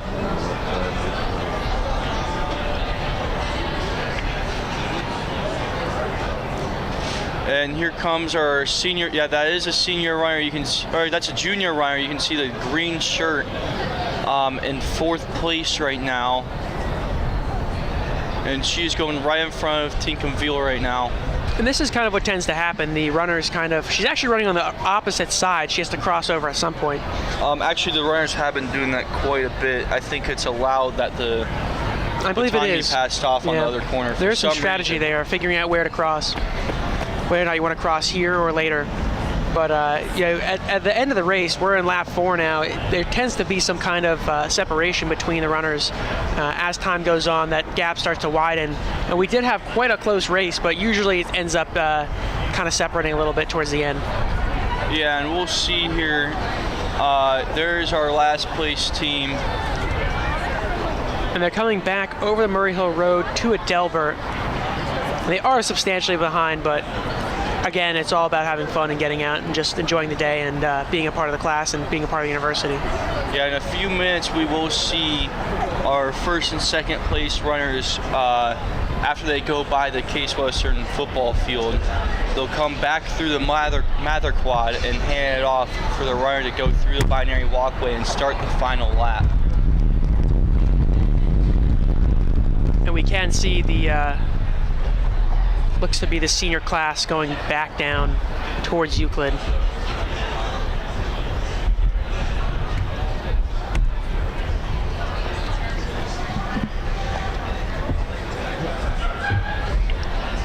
And it sounds like we're about to have an interview from the field with Mena in just a few minutes. She's going to get back out there just in a few minutes. We're going to send it down to Mena in the field. She'll give us an interview with, it looks like, Braden and the other alumni runner. All right, I am here with Braden of the sophomore class and Andy from the alumni. They just finished running and we're neck and neck. Braden, how does it feel to be on the currently winning team? Feels good. Looking forward to 2 more years playing for Burgers. Andy, how does it feel to be competing against these young kids? Pretty good. Hey, you know, Alumni usually doesn't finish as well as we do, but we're right in the middle of it in lap 4, and hey, we're gonna shock the world, right?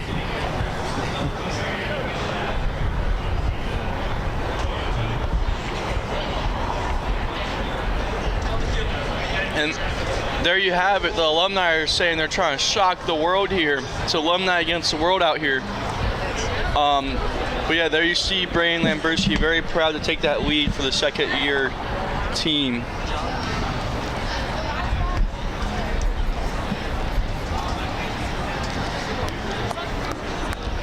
This is a grad student coming up here. I believe they are still in last place.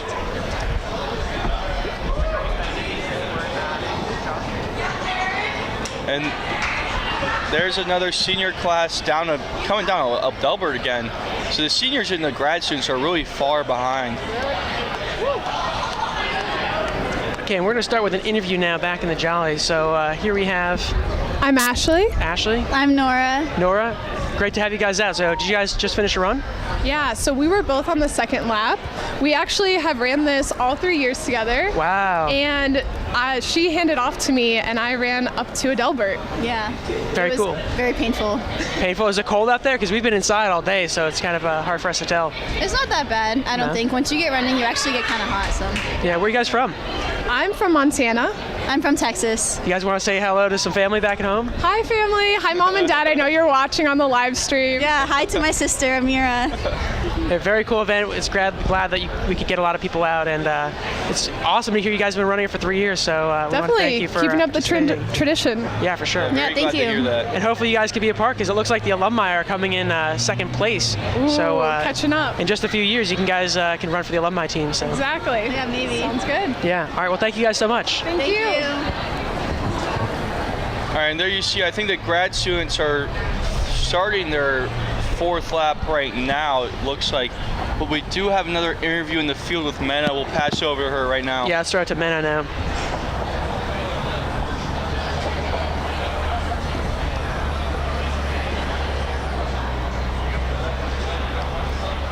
All right, actually, we're going to hold off on that interview. We got the first place team. And we do have, the first Pass place off team the coming baton. in. There we go. And they're we gonna have another runner who's very fast. They're going to run through the Mather Quad in front of KSL and cross Euclid onto that binary walkway.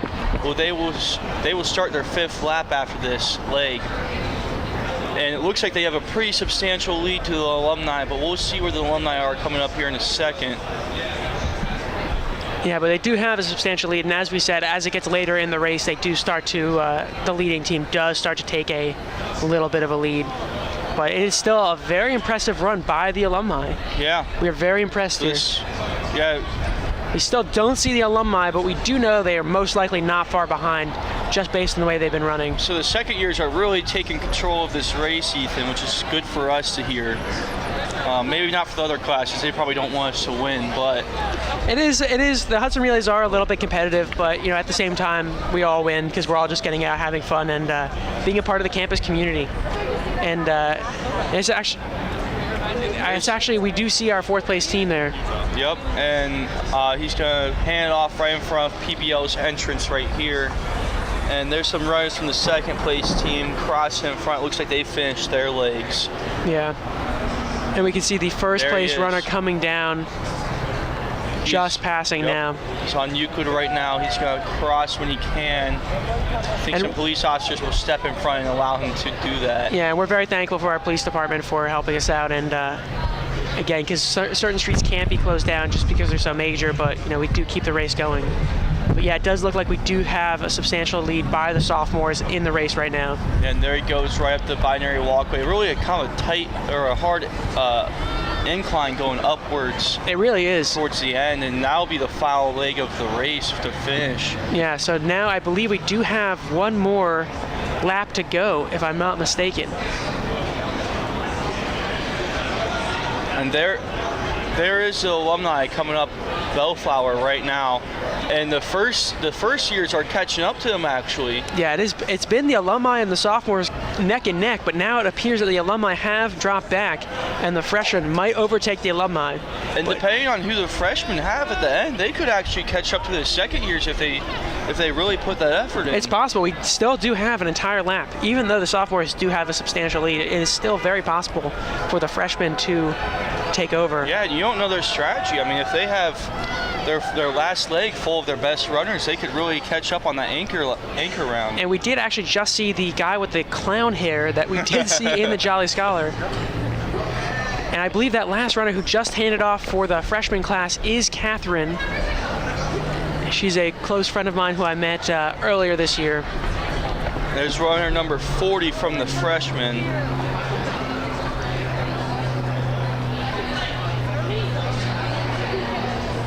And that is Jimmy Zasik from Parma, Ohio. He is actually a computer science major. He says his fun fact is that his best skill in life is taking long naps at inappropriate times. Well, thank God he's not taking a nap right now, yeah, that's for sure. Well, he's competing today because he says running is awesome. I don't agree with him on that one. It actually looks like we just saw...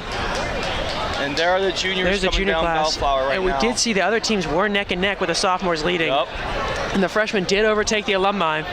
Oh, he just dabbed for the camera right there. Wow. Yep, and the freshman did overtake the alumni, and we will see if they can sustain that going into the 5th and final lap. And there's the handoff from the junior class. They're really actually. This is a close race. This has been quite the comeback from the junior class. And still, we do not see the senior class. They must be significantly far behind. But we do see here comes the this freshman class, I believe. Yeah, that's the freshman class coming behind.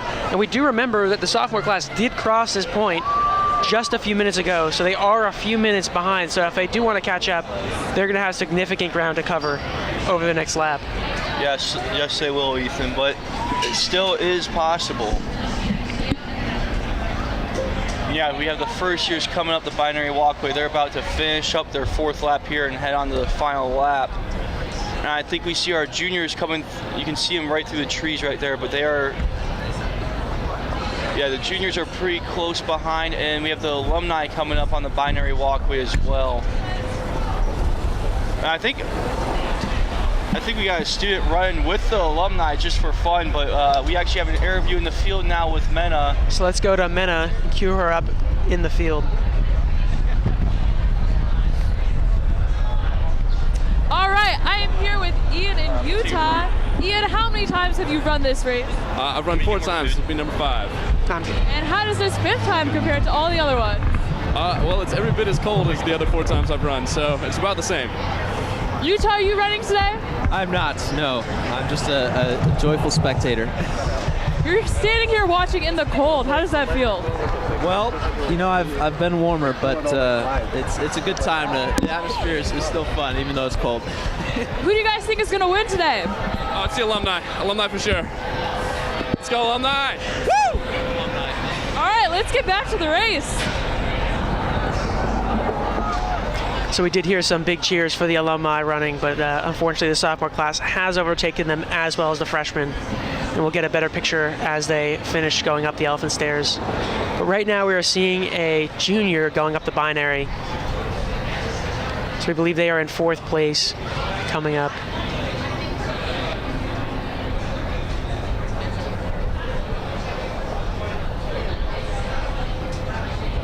Yeah, we do see that junior going past the starting line, going into the junior class's 5th and final lap. But this has been a pretty interesting race so far. Pretty tight, pretty close with the alumni and sophomores until the sophomores took the lead, and then the alumni and freshmen until the freshmen took the lead. And now perhaps the juniors might overtake the alumni, and we'll get a better picture of that coming down as they start coming back down towards Euclid, going back from south side, my mistake. Coming back from south side to north side, we'll get a better picture of that kind of midway, a quarter into the lap. And it sounds like we do have another interview with Mena in the field. So now we'll go to Mena back in the field. All right, I'm here with Josh of the junior class. Josh, how are you doing this morning? I'm good. I just ran 2 legs and it felt pretty good. I'm very glad with my performance. How do you think the junior class is doing overall? You know, we've had our ups and our downs, but I think what's most important is that we're having fun. Everyone I've talked to is really enjoying it, so whether we finish first or we finish last, it's the effort that counts. All right, thank you, Josh. And now we do see that freshman runner, I believe that is coming back from Southside, going down towards Euclid, if I'm not mistaken. I'm sorry, they're going up towards Little Italy, towards the elephant stairs. My mistake, they were going the other direction. So they are now going up the elephant stairs. That is a tough leg they're about to go to, but looks like that runner is definitely putting in a all effort there. It's extremely... We're going to cut off until we can identify a runner, but once they go through those elephant stairs, it is difficult to see them just because the way the stairs are organized, it's very twisty and hard to get cameras into that viewpoint. So once we get some runners coming back down from Southside, we'll get some better images. And now we can see this is coming back down. I believe that is the alumni. Cannot identify him. And that's going to be runner 289 for the Alumni. And that is Joseph Nixtenis.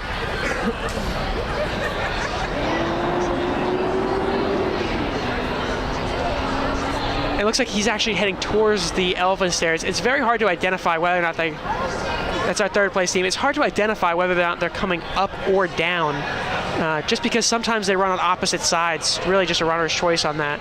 So really hard to identify whether or not they're coming up or down, especially from the HQ, but we do have confirmation that they're going up. It looks like the junior class is right there, neck and neck, almost overtaking the Alumni. Well, obviously, I'm not going to be going. Yep, and it looks like the junior class is about to overtake the Alumni. And yep, they just overtook them as they crossed the street.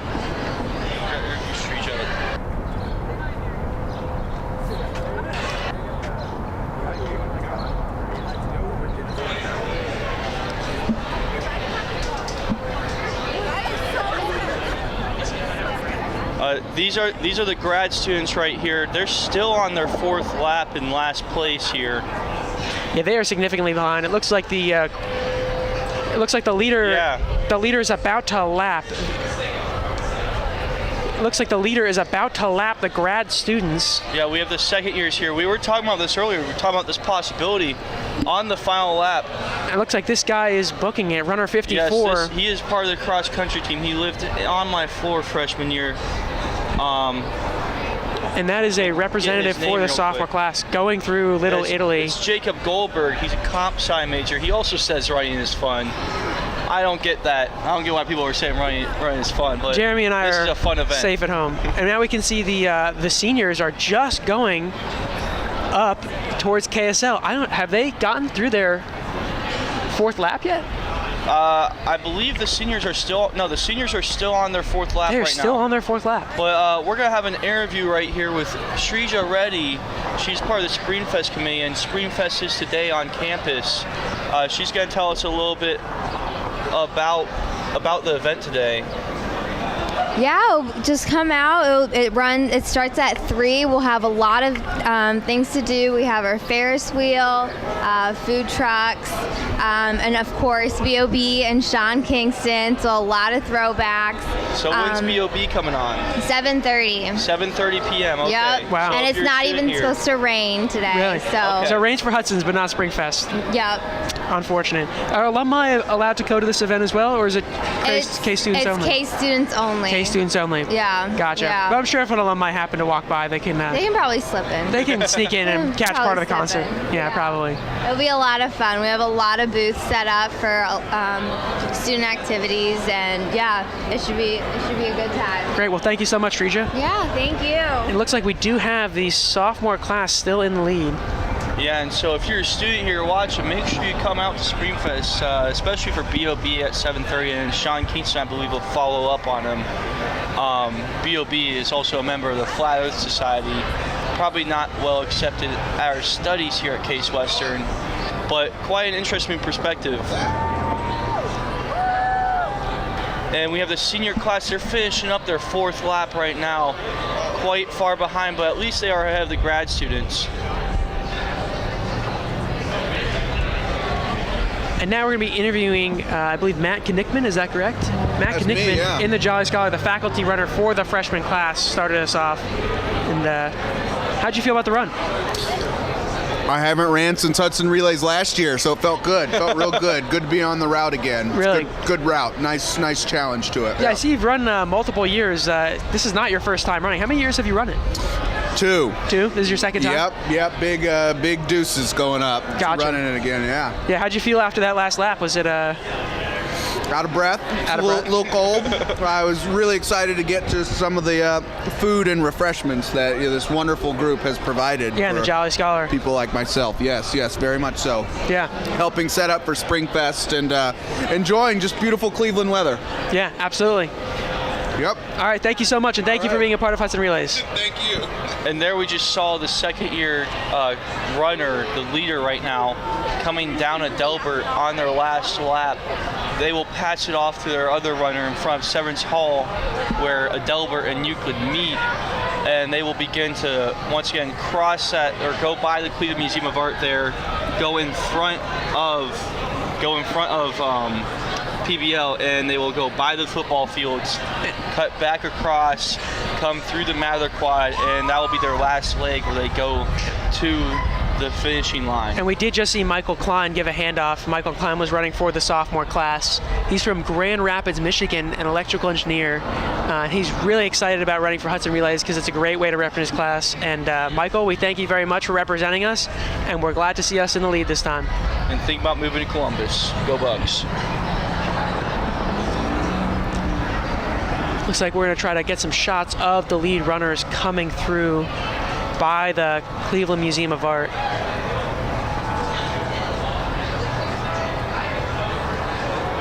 And we are having some technical difficulties, as you see. It just keeps switching over to us in our uncomfortable positions. I think it happens to be we just look too good, Jeremy. Yeah, no. And now we do see the junior class coming down. I believe that is row 165, Ethan? I do believe that is correct. Okay, and that is wave to the Nathaniel camera. Wong. Thank you, Nathaniel, for the wave. Yeah, thank you. Going down. Saying hi to your mom. Yep, going down by Murray Hill. Looks like he's going through Little Italy. And so now, as the race has started to come to a conclusion towards the end, we are seeing wide gaps between the runners. You know, back and forth. Earlier in the race, we saw a lot of back and forth between classes and the alumni, but it looks like at this point the sophomores have taken such a substantial lead, and that is our leader coming through right here.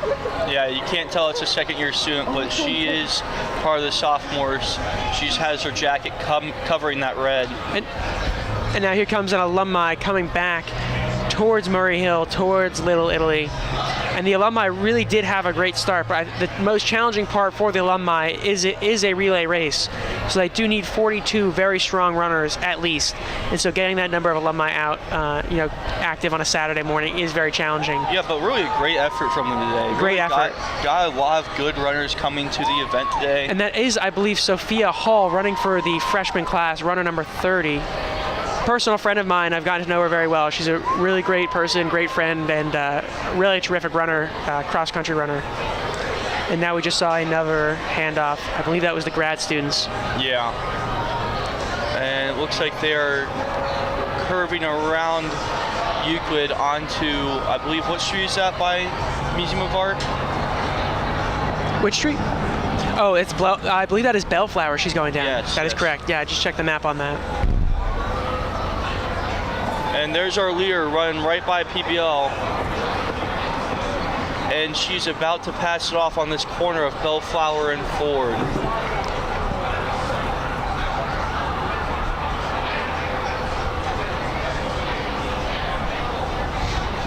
And there's the handoff. It looks like we got another strong runner to expand this lead for the second-year class, or second-year team. And yeah, he is really moving there. He'll be running right in front of the Fiji House and the office, I believe the Office of Admissions is there. And you can't see it too well, but it looks like if you peer through those leaves, you can see a green shirt and a white shirt. There is a battle happening right now. There is a battle for second and third place. And here comes the alumni are coming back down towards Delbert. Looks like they might be able to catch up here. Yeah, we might see a really tight race for second, third, and fourth. Yeah, potentially. See what happens. It's just a battle for pride now. And it looks like the alumni are really booking it, and they do have an opportunity to come back because they are not that far away. So really the next 5 or 6 runners will really determine the outcome of this race. And it really has remained a very close race from the majority of people going back and forth. So again, the freshman runner coming down, I believe that is Sophia Hall.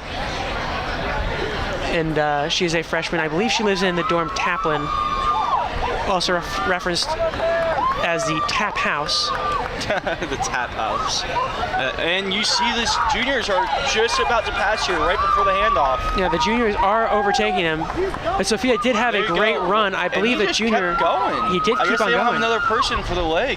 The junior class did not have another person. And that happens once in a while if you have poor coordination. And that's why strategy is really important.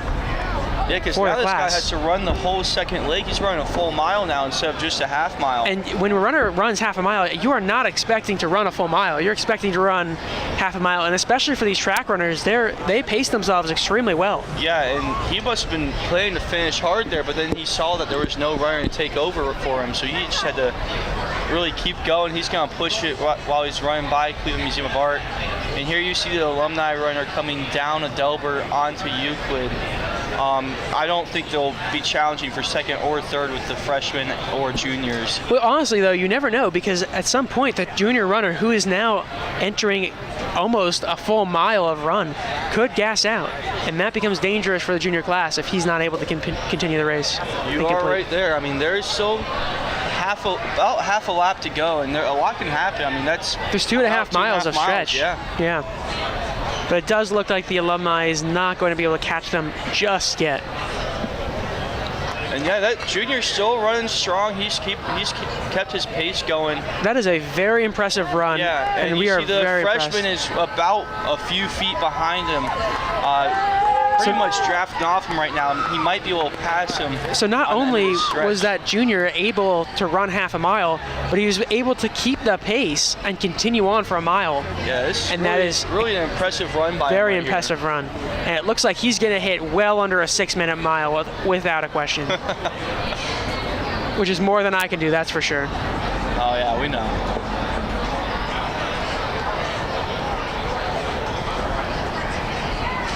Let's see if we can get a shot of his number running by here so we can give him a shout out for this impressive effort. 100%. Let's identify this runner. And so now they're on opposite sides of the street. That junior runner has to cross. And I'm just hoping that there's another runner at that handoff location. I think, is that 171? Yes, that is runner Rob Irie again. He ran earlier. So this is his third leg, and this guy is booking it. And thankfully, and there goes the next junior. He looks gassed. Wow, he what looks an effort exhausted. by him. And that's the greatest part about Hudson Relays, seeing people give it their all and really contribute. And here goes the next freshman. He's running fast too. We have freshman taking off. And it's a pretty quick start by him. I don't know if he'll be able to hold that pace. And we'll see. He looks like he's got good form, so he could be a track runner. But yeah, he is. And if he's able to maintain that pace, he's going to overtake that junior class right there. He's catching up to this junior right here. So that junior did have to cross the street to get on the left side of Bellflower.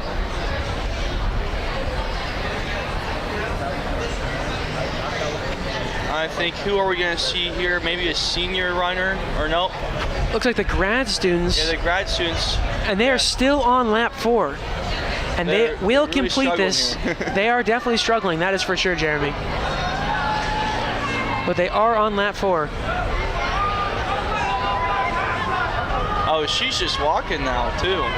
And it really gets difficult because a lot of the grad students are very academically inclined, but when it comes to running, that is not their strong suit. Well, and part of it is they really might not have the numbers to cover every leg here. They might be doing 2 or 3 legs themselves. That's also very true. This could be her second lap. She's also just carrying a lot of stuff. That's weighing her down. That's 100% accurate, Jeremy. That is definitely weighing her down. There she goes with the handoff. She now completed her handoff. Yep. And it looks like Alumni and the grad students are neck and neck, but the Alumni is in lap 5. And the grad students are on lap 4 right now. So they are neck and neck for lapping the grad students. And there goes the Alumni. And now the grad students have been lapped by pretty much everyone but the senior class.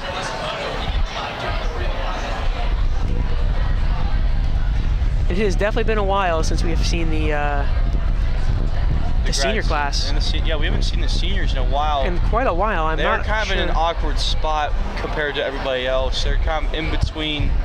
I think they're probably finishing the 4th lap, or they've begun their 5th lap maybe. But I believe they've been on their 5th lap. Yeah, quite an awkward spot. And I think, again, you did actually see that guy with the clown hair. We may be seeing the second years come up here right now. It does look like the second years might be coming up just about now. Let's see if we can see them. And if they are, this will mean they are on their second to last leg. And so in the... second to last leg of the last lap. And it looks yet that we can see the sophomore class, and they do have a substantial lead. And so this runner She'll be handing off to Davina, right? Yes, this runner is going to be handing off to Davina Patel, the current vice president for the class of 2020. My mistake, that is Davina Patel. Yeah. No, she just got the baton. Oh, okay. I did not see that handoff location. That was kind of obscured. But yes, that is Davina Patel running for the class of 2020. She gave us a little wave there, and she will be finishing this last leg of the entire race for the second-year students. Yeah, and she's going to hand off to Kyla Cooper, the current class president for the class of 2020. And Kyla was actually a former track runner, and she hurt her knees and is unfortunately not able to run, but she actually runs during Hudson Relays, and it's very impressive. Really? She really lays it all on the line for her class and the Hudson Relays. And as we see her turn the corner there, you can see her through the trees right here. She's right on the other side of Teaconville University Center, I believe. And right here, she'll be running actually by a wall, basically a spirit wall, where students can paint the wall and promote their events and things that they are doing throughout the semester for the students on campus, so they can get attendance at their events. And really stuff, you'll see students paint the wall for sexual assault awareness, other great events that are really just improving our community. Yeah, it really does build a community, that wall. And we can see some people videotaping Davina as she comes by, closing in the second to last leg of the last lap. You can see if we can spot her coming through here. Yeah, she'll be running right by KSL and moving just on to the leg right by Severance.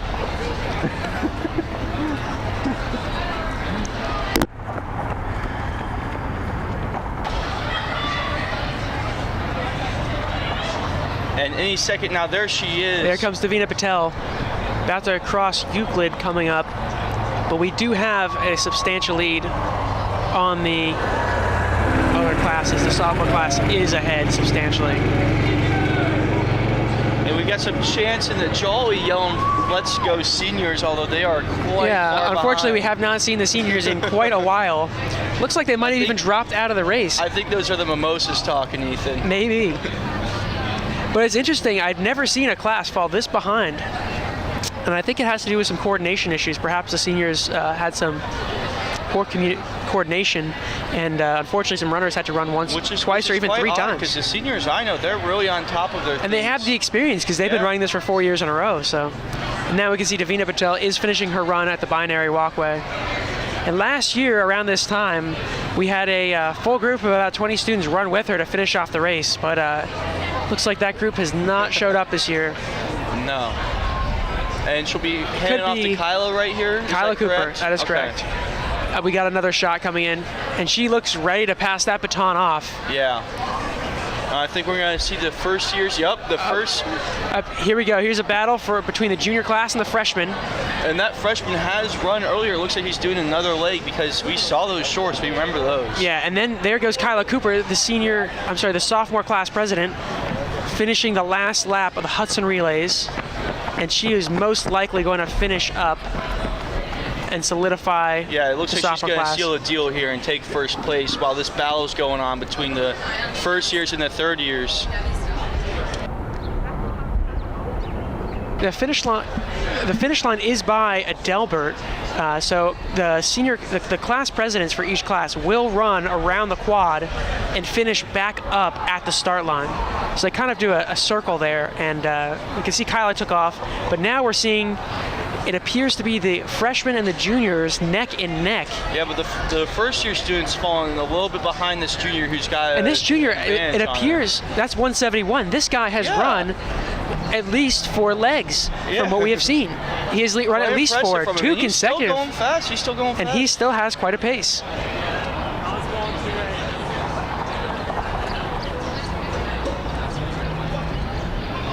And it looks like if you just saw that shot, you saw a junior start running. I think it's because he went from one leg to another, and he's going to have to get in his spot so that he can hand the baton off.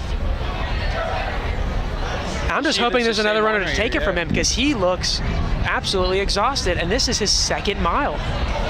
Yeah, well, you see this junior running right in front of him. That might be the one that has to finish a leg for him. We'll see. Well, I believe this is it looked like he turned around, saw 171, and went to get to his spot. Yeah. Oh, see, that is Mata, and he is the junior class president, and so he will be running the last lap, and so he needs to get in place before that runner gets there. And there goes the grad students. Still on. Oh, they're going quick on their 4th lap, but they are still on their 4th lap, and he is booking it. That is quite a pace he's setting right there. Indeed, but they still, I mean, they're going to have another, 15, 20, probably like 20, 30 minutes after this lap. And it looks like Kyla Cooper is there, which means they have won. The sophomore class has won Hudson relays, and it looks like she is on the rock. She looks exhausted. She looks exhausted. She gave it her all. But I think she'll have to, Have she dropped the baton there? There's a letter in the baton, right, Ethan? There is a letter. From Western Reserve Academy? Yeah, from Western Reserve Academy, and she's getting help by Samyukta Venkatesh, who is a sophomore marketing officer. And so we have confirmed the sophomores have just won. And some seniors in the Jolly just found out, and they're quite disappointed. They're throwing their hands in the air. Yeah. I've heard some news of some yells of fake news, but unfortunately, fortunately for us, this is not fake news. This is real. This happened. Yeah, we have live stream, so and we the can see the sophomores do have a chance to win beer and burgers with the Provost. We do if we win. Senior year, they just got to win the next 2 years with the Hudson Relays. 2 more times, yeah. Yeah. We do have a chance. But it looks like these grad students are making up ground, but I believe got some faster students. Are they on the 4th lap still? I believe they're on their 4th lap. Yeah. That is quite impressive.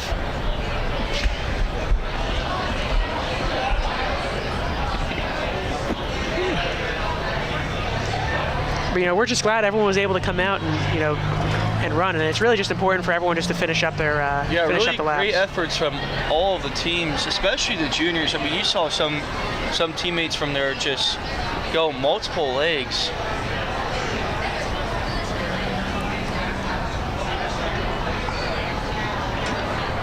Some very impressive runs today.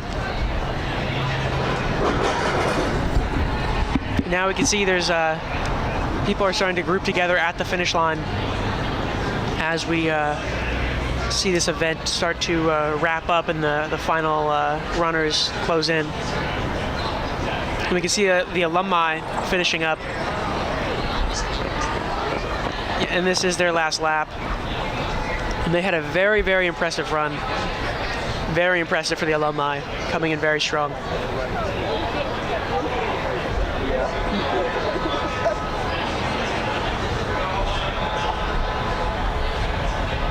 See the alumni just giving it their all.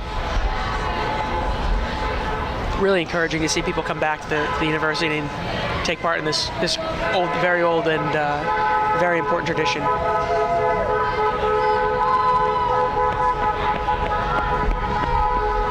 There we can see a runner. Cannot identify what class he is a part of. We can see that is David Dolansky, the freshman, finishing in 2nd place, followed by the junior class president, Madan, and the freshman did take 2nd place.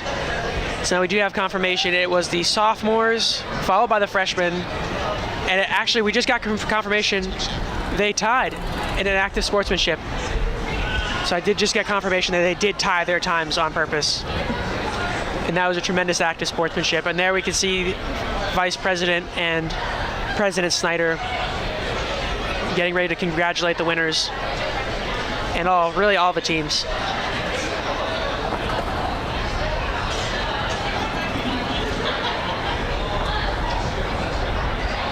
And now we can see, I believe that is the alumni or senior class. We can't identify him because he's not wearing a shirt that would identify him. But it is someone, and it is most likely their last lap. The only group to not finish their lap is the graduate students, and they will continue to go through on their last lap.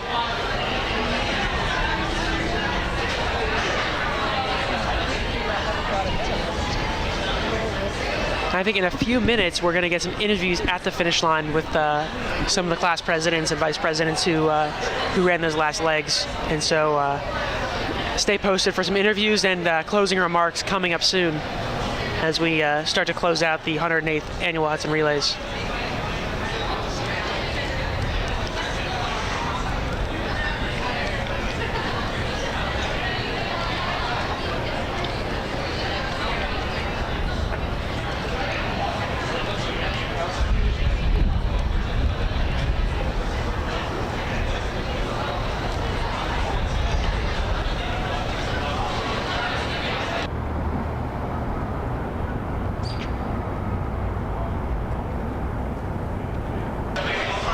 And that does look like the alumni on their last lap, doing their last leg, the president's leg.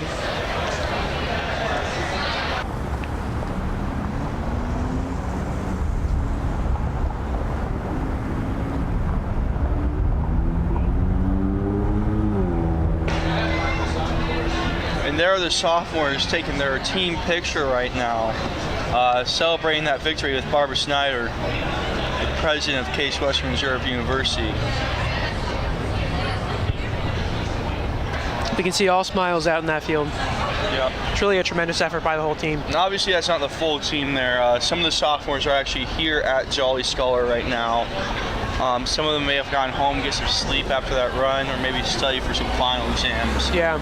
But a good amount of the students there celebrating the victory. Looks like they're getting a little talk from Barbara as well.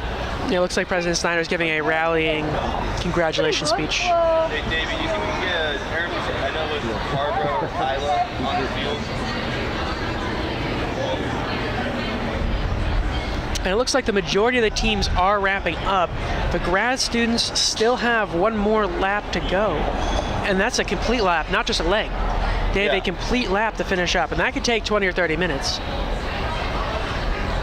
And we're not sure whether or not we can continue the live stream going on past well over 2 hours. We might have to cut out, but we'll have to see. But you know, that is a significantly reduced time.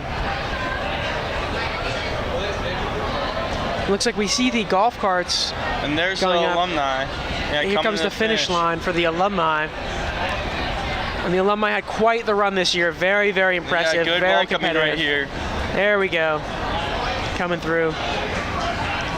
Touching that rock. Yeah. And now we have a finishing time.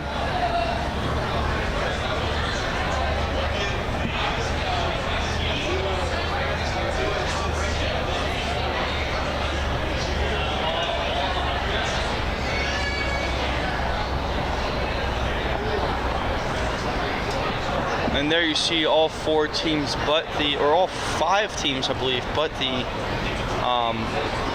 graduate students. Have the seniors finished yet, Ethan? Or I no? do not believe the seniors have finished. The seniors are still out there. We've not seen them in a while. I'm not sure what has happened to the senior class.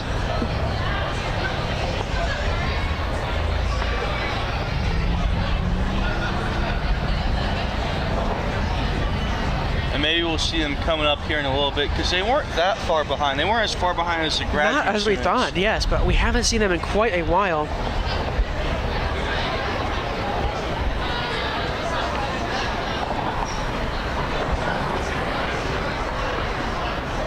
And we're trying to get some interviews at the finish line in a couple minutes.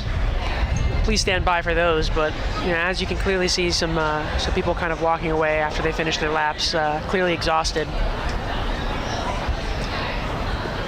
We do have an interview queued up with the winner, most likely Kyla Cooper. Mena will confirm out in the field. It's Kyla. It's Kyla Cooper. Mena, to you. I'm here with Kyla, who finished it off for the sophomore team to win. Kyla, how do you feel? I feel amazing. I mean, we finally won. We didn't get to win last year, so it's good to come back. Did the weather affect your run at all? Oh yeah, I was definitely really cold. I had hand warmers, ready to go. It was a lot going on with the weather today. Are you guys gonna win again next year? I hope we do. We're definitely gonna try to come back and win. We gotta keep the title now. We gotta keep our reputation now. So yeah, we're gonna come back and win next year. All right, thank you. Congrats to the sophomore class on your win. We still got people running. Let's get back to the race. So as Mena mentioned, we do have runners still running. obviously the majority of the teams have finished. You see some jokes being tossed around by the juniors right there. They're obviously happy they finished. They've got one more year to go as well. So after the freshman and sophomore year, if you haven't won consecutively, winning really doesn't, you can't get beer burgers or the steak and champagne dinner. So really it just becomes about coming together as a community, having fun, making some jokes, getting out there as a class, and really having fun. You can see the president of the junior class, Madan, out there taking some pictures with some of his teammates. But yeah, really great energy from Kyla Cooper right there. Really looks like David Dolansky was giving David Dolansky was giving her a little rousing over there from the freshman class president. Some cheerful, some friendly competition. And they'll definitely have to work hard, train over the next year to go and come out the next 2 years and defend their title and get the beer and burgers. 100%. And it has been a while since we have seen the senior and the other class. And it does look like we have another interview in the field. So we'll spin it back to Mena with the junior class representatives. All right, I'm here with the junior class. Junior class, how'd that go for you? Went pretty well considering we were undermanned and outperformed, but we did our best and we stuck through it. What place did you guys end up in? So technically third, morally second. By how much did you guys lose by? 6 seconds. And you ran 3 laps, right? I did. I had to push through all of it. We all pushed through all of it, and we stuck through, and we got second morally. All right, congrats, guys. Well, there you have it. A moral second place. A moral second. That's a lot like UCF saying they won the national title. I mean, they could go make some second place reigns for themselves, but they got third. Realistically, though, they did have a very impressive run considering, I mean, you can hear from Madan himself, he ran 3 legs himself. And the other runner we saw run 4. And so now we have another interview back in the field with David Dolansky, the freshman class president, who came in a technical second and a moral tie for second and third. So now to Mena. All right, I'm here with David. He's the freshman president for COC. David, how was this race for you? It was a wonderful experience. Loved cheering on all the runners. And that last final leg with running against Madden was a wonderful experience. I really enjoyed it. What place did you guys end up in? Second, I guess, with the juniors, if you count the tap at the same time. So. Do you think you're going to run again in the future? Oh, totally, yes. Always run in the future, so it's going to be a good time, and really enjoyed it. All right, well, we look forward to seeing you win next year. And those are some great remarks from the COC president for the freshman class, David. That's correct. And some inspiring words for next year, and we'll have to see them out next year and see how they do, but looks like they're going to take some pictures. We see some key figures here: Hannah Paris, Kathy Charles. Hannah Paris is the vice president for the class of 2021. Taking a picture with Kathy Charles, who's the marketing officer. Looks like Catherine is on her right, and Sophia Hall looks to be there as well, who's another freshman. Just from the people I could identify myself. And I think we'll try and see if we can get some closing remarks from our president, Barbara Snyder. But we don't know if we'll have time for that. And we'll keep you all updated as that rolls out.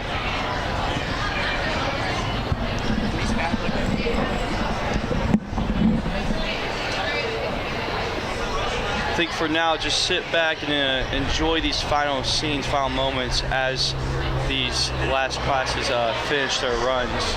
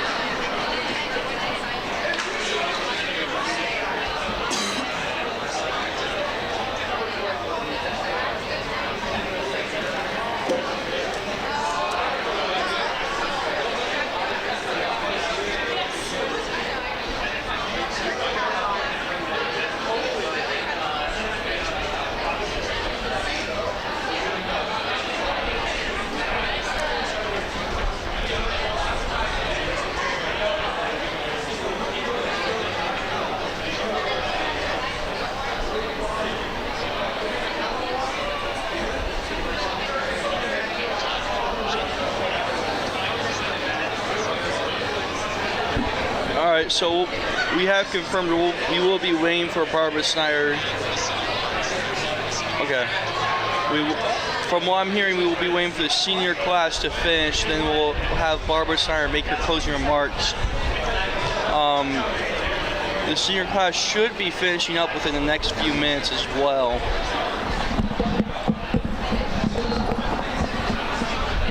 And again, we can see Vice President Lou Stark out there talking with some of the alumni. Also with President Barbara Snyder. Looks like all smiles down the field because the rain stopped. So again, there's Kyla Cooper and Elizabeth Flips to her left. All smiles from the sophomore class.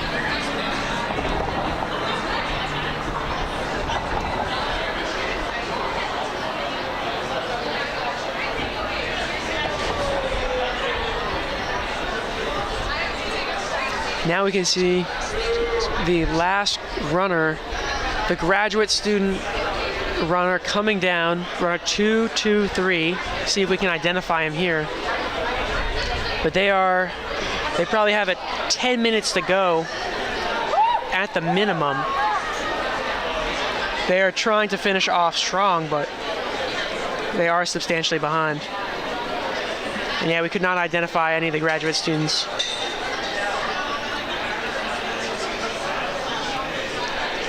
You can see them going past. They're about to run down past Cleveland Museum of Art. They still are substantially behind. But, we'll see.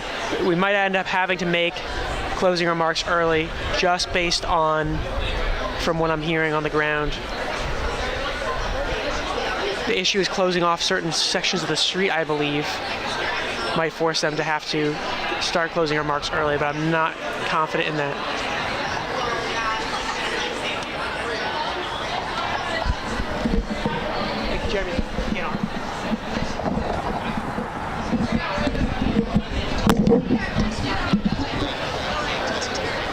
All right, so we have Mena with us and another interview in the field. We're going to pass over to her with an alumni, it looks like. I'm here with Colin, who finished up the race for the alumni. Colin, how was that for you? It was fantastic. There wasn't many people around, but it was still a lot of fun. And how many years have you ran? So this is the first time as alumni, but I ran all 4 years in undergrad too. Is this the first time that you guys have come close to winning? I think last year we ended up coming in like third or fourth or something like that. So last year it might have been a little bit better, but we were close. We were in first for a long time, which was surprising. All right, well, congrats, and hope to see you here again next year. That was Mena with Colin, an alumni. Just ran for his first time as alumni. Really cool to see our alumni come out here for the Hudson Relays. And we have our seniors right here about to come onto the binary walkway and make their way over the finish line finally, and we can have our closing remarks from Barbara Snyder.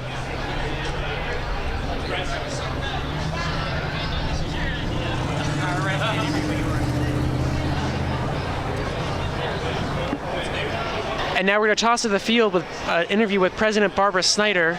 We'll throw it to the field. Mena, to you.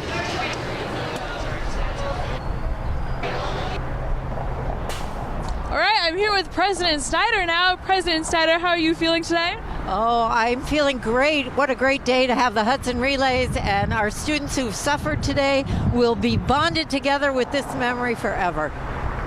How is this compared to the other relays that you've attended? Oh, well, we've had snow. We've had some beautiful days, too. But this is not uncommon for Cleveland in April. Do you have any message for the winning team? Oh, we're so proud of the winning team. They ran a great race in very adverse conditions. And I want to say a special congratulations to our alumni who did terrific. All right. Thank you, President Snyder. And there was President Barbara Snyder with an interview with our correspondent Mena. We're making some remarks about the past Hudson Relays, but now we have an interview with some grad students over here. Yeah, let's say hello to, what are you guys' names? I'm Brandon. Brandon? Lori. Lori, and some grad students. So how do you guys feel? It looks like you guys are still running the race. You know, I think it's more about the effort. The effort? Than it is about the results, you know. You know, it's just fun to be out there today and get some grad students outside of the lab, out there actually trying to enjoy the rest of campus. Have some school spirit. Yeah, especially during finals weeks, I'm sure. Easily. It's hard to get them out, but you know. Yeah, for sure. Yeah, it's a really cool thing to see with the grad students who are usually there's not many opportunities for you guys to come together and have events, right? And it's nice to get involved with the undergraduate population and kind of mix with the alumni as well. 100%. And to meet some other grad students, some other programs. It's been fun today. For sure. And do you guys run how many laps each? Do you run how many legs? I ran one. You ran one? I only did one today too, but gotcha. Next year we're coming out strong. Yeah, because we saw some juniors had to run like 3 or 4 legs each, so that's pretty brutal. That's pretty brutal. We were, or at least I was afraid of running multiple laps, but you know what? I was ready to do it. Yeah. But fortunately, you got to do it for your community and exactly. for your class pride. You know, I think it's not about finishing last, it's about at least finishing, you know, so 100%. Do whatever it takes to win, or not win, but finish. Yeah, it's all about coming together as a community, and we're I agree. thankful you guys would come out and take a break from the lab. So any closing remarks? No, thanks. Just good job, grad students. Stay strong. Next year, come even stronger. Great. Thank you guys so much. Appreciate it.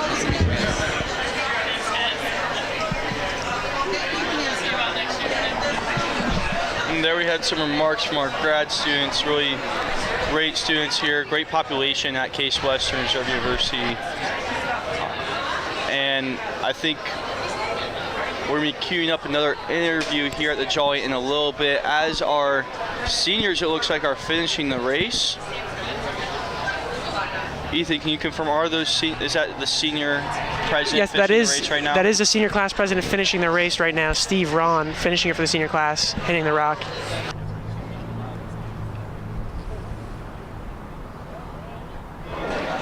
So now we're going to interview a freshman, Sophia Hall. Sophia, how do you feel about the Hudson Relays first time running it?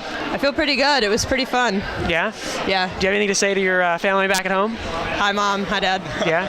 And so you're a runner, right? I believe you are a runner. You've run in the past. What's your background? Huh? What's your background running? I did cross country in high school, and then I'm on Spartan Running Club. Oh, very cool. Yeah. Very cool.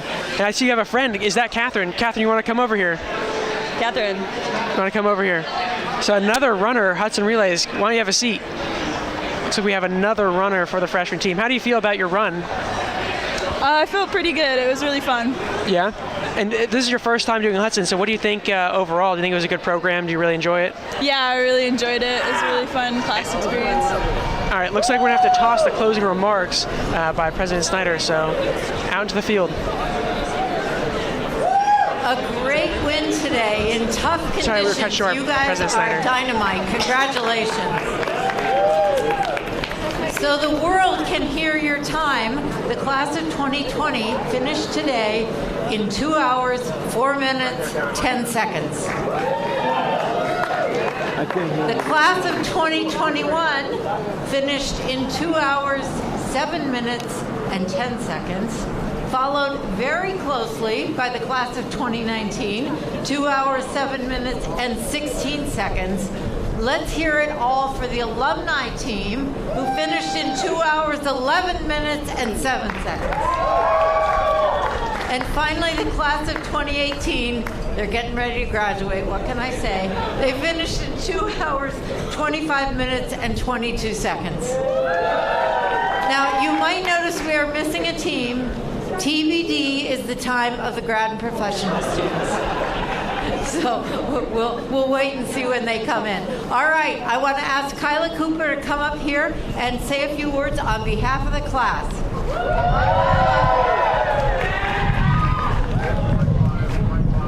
And then we're going to do your medal.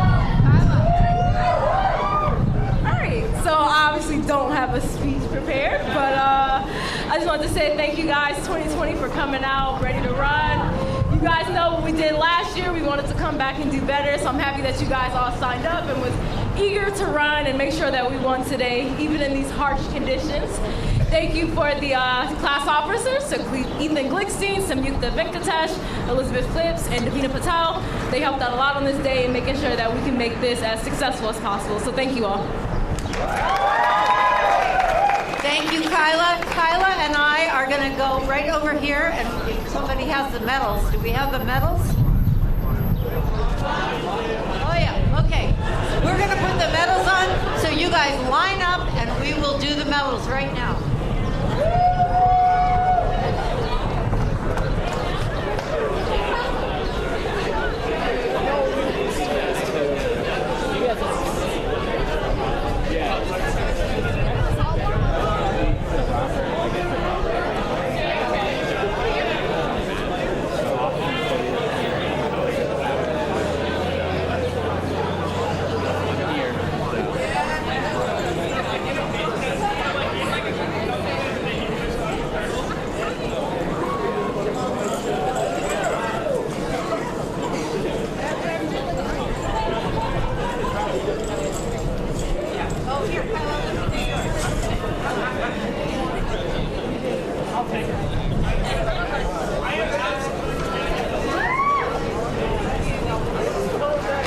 Oh, it's not on Facebook.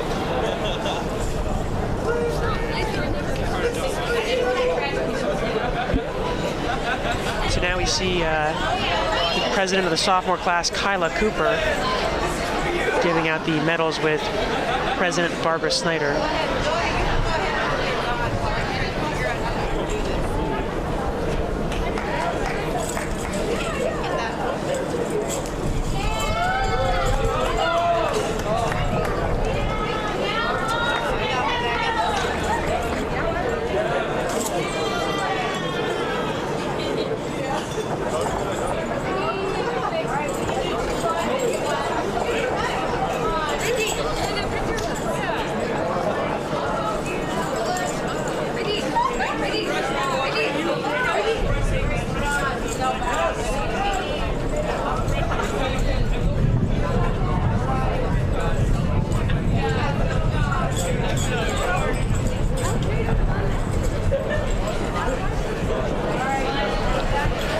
Here you see Barbara Snyder and Kyla Cooper continuing to award the second-year students that competed for their Hudson relay team. And there's Davina Patel taking a picture with President Barbara Snyder.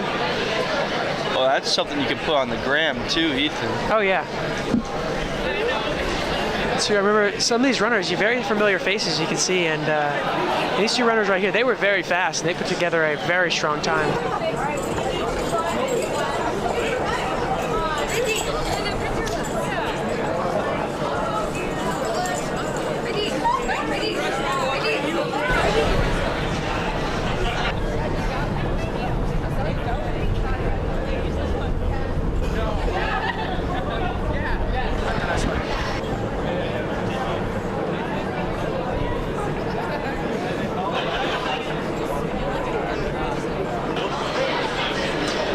Finishing up the award ceremony, I believe that is Brett Frank.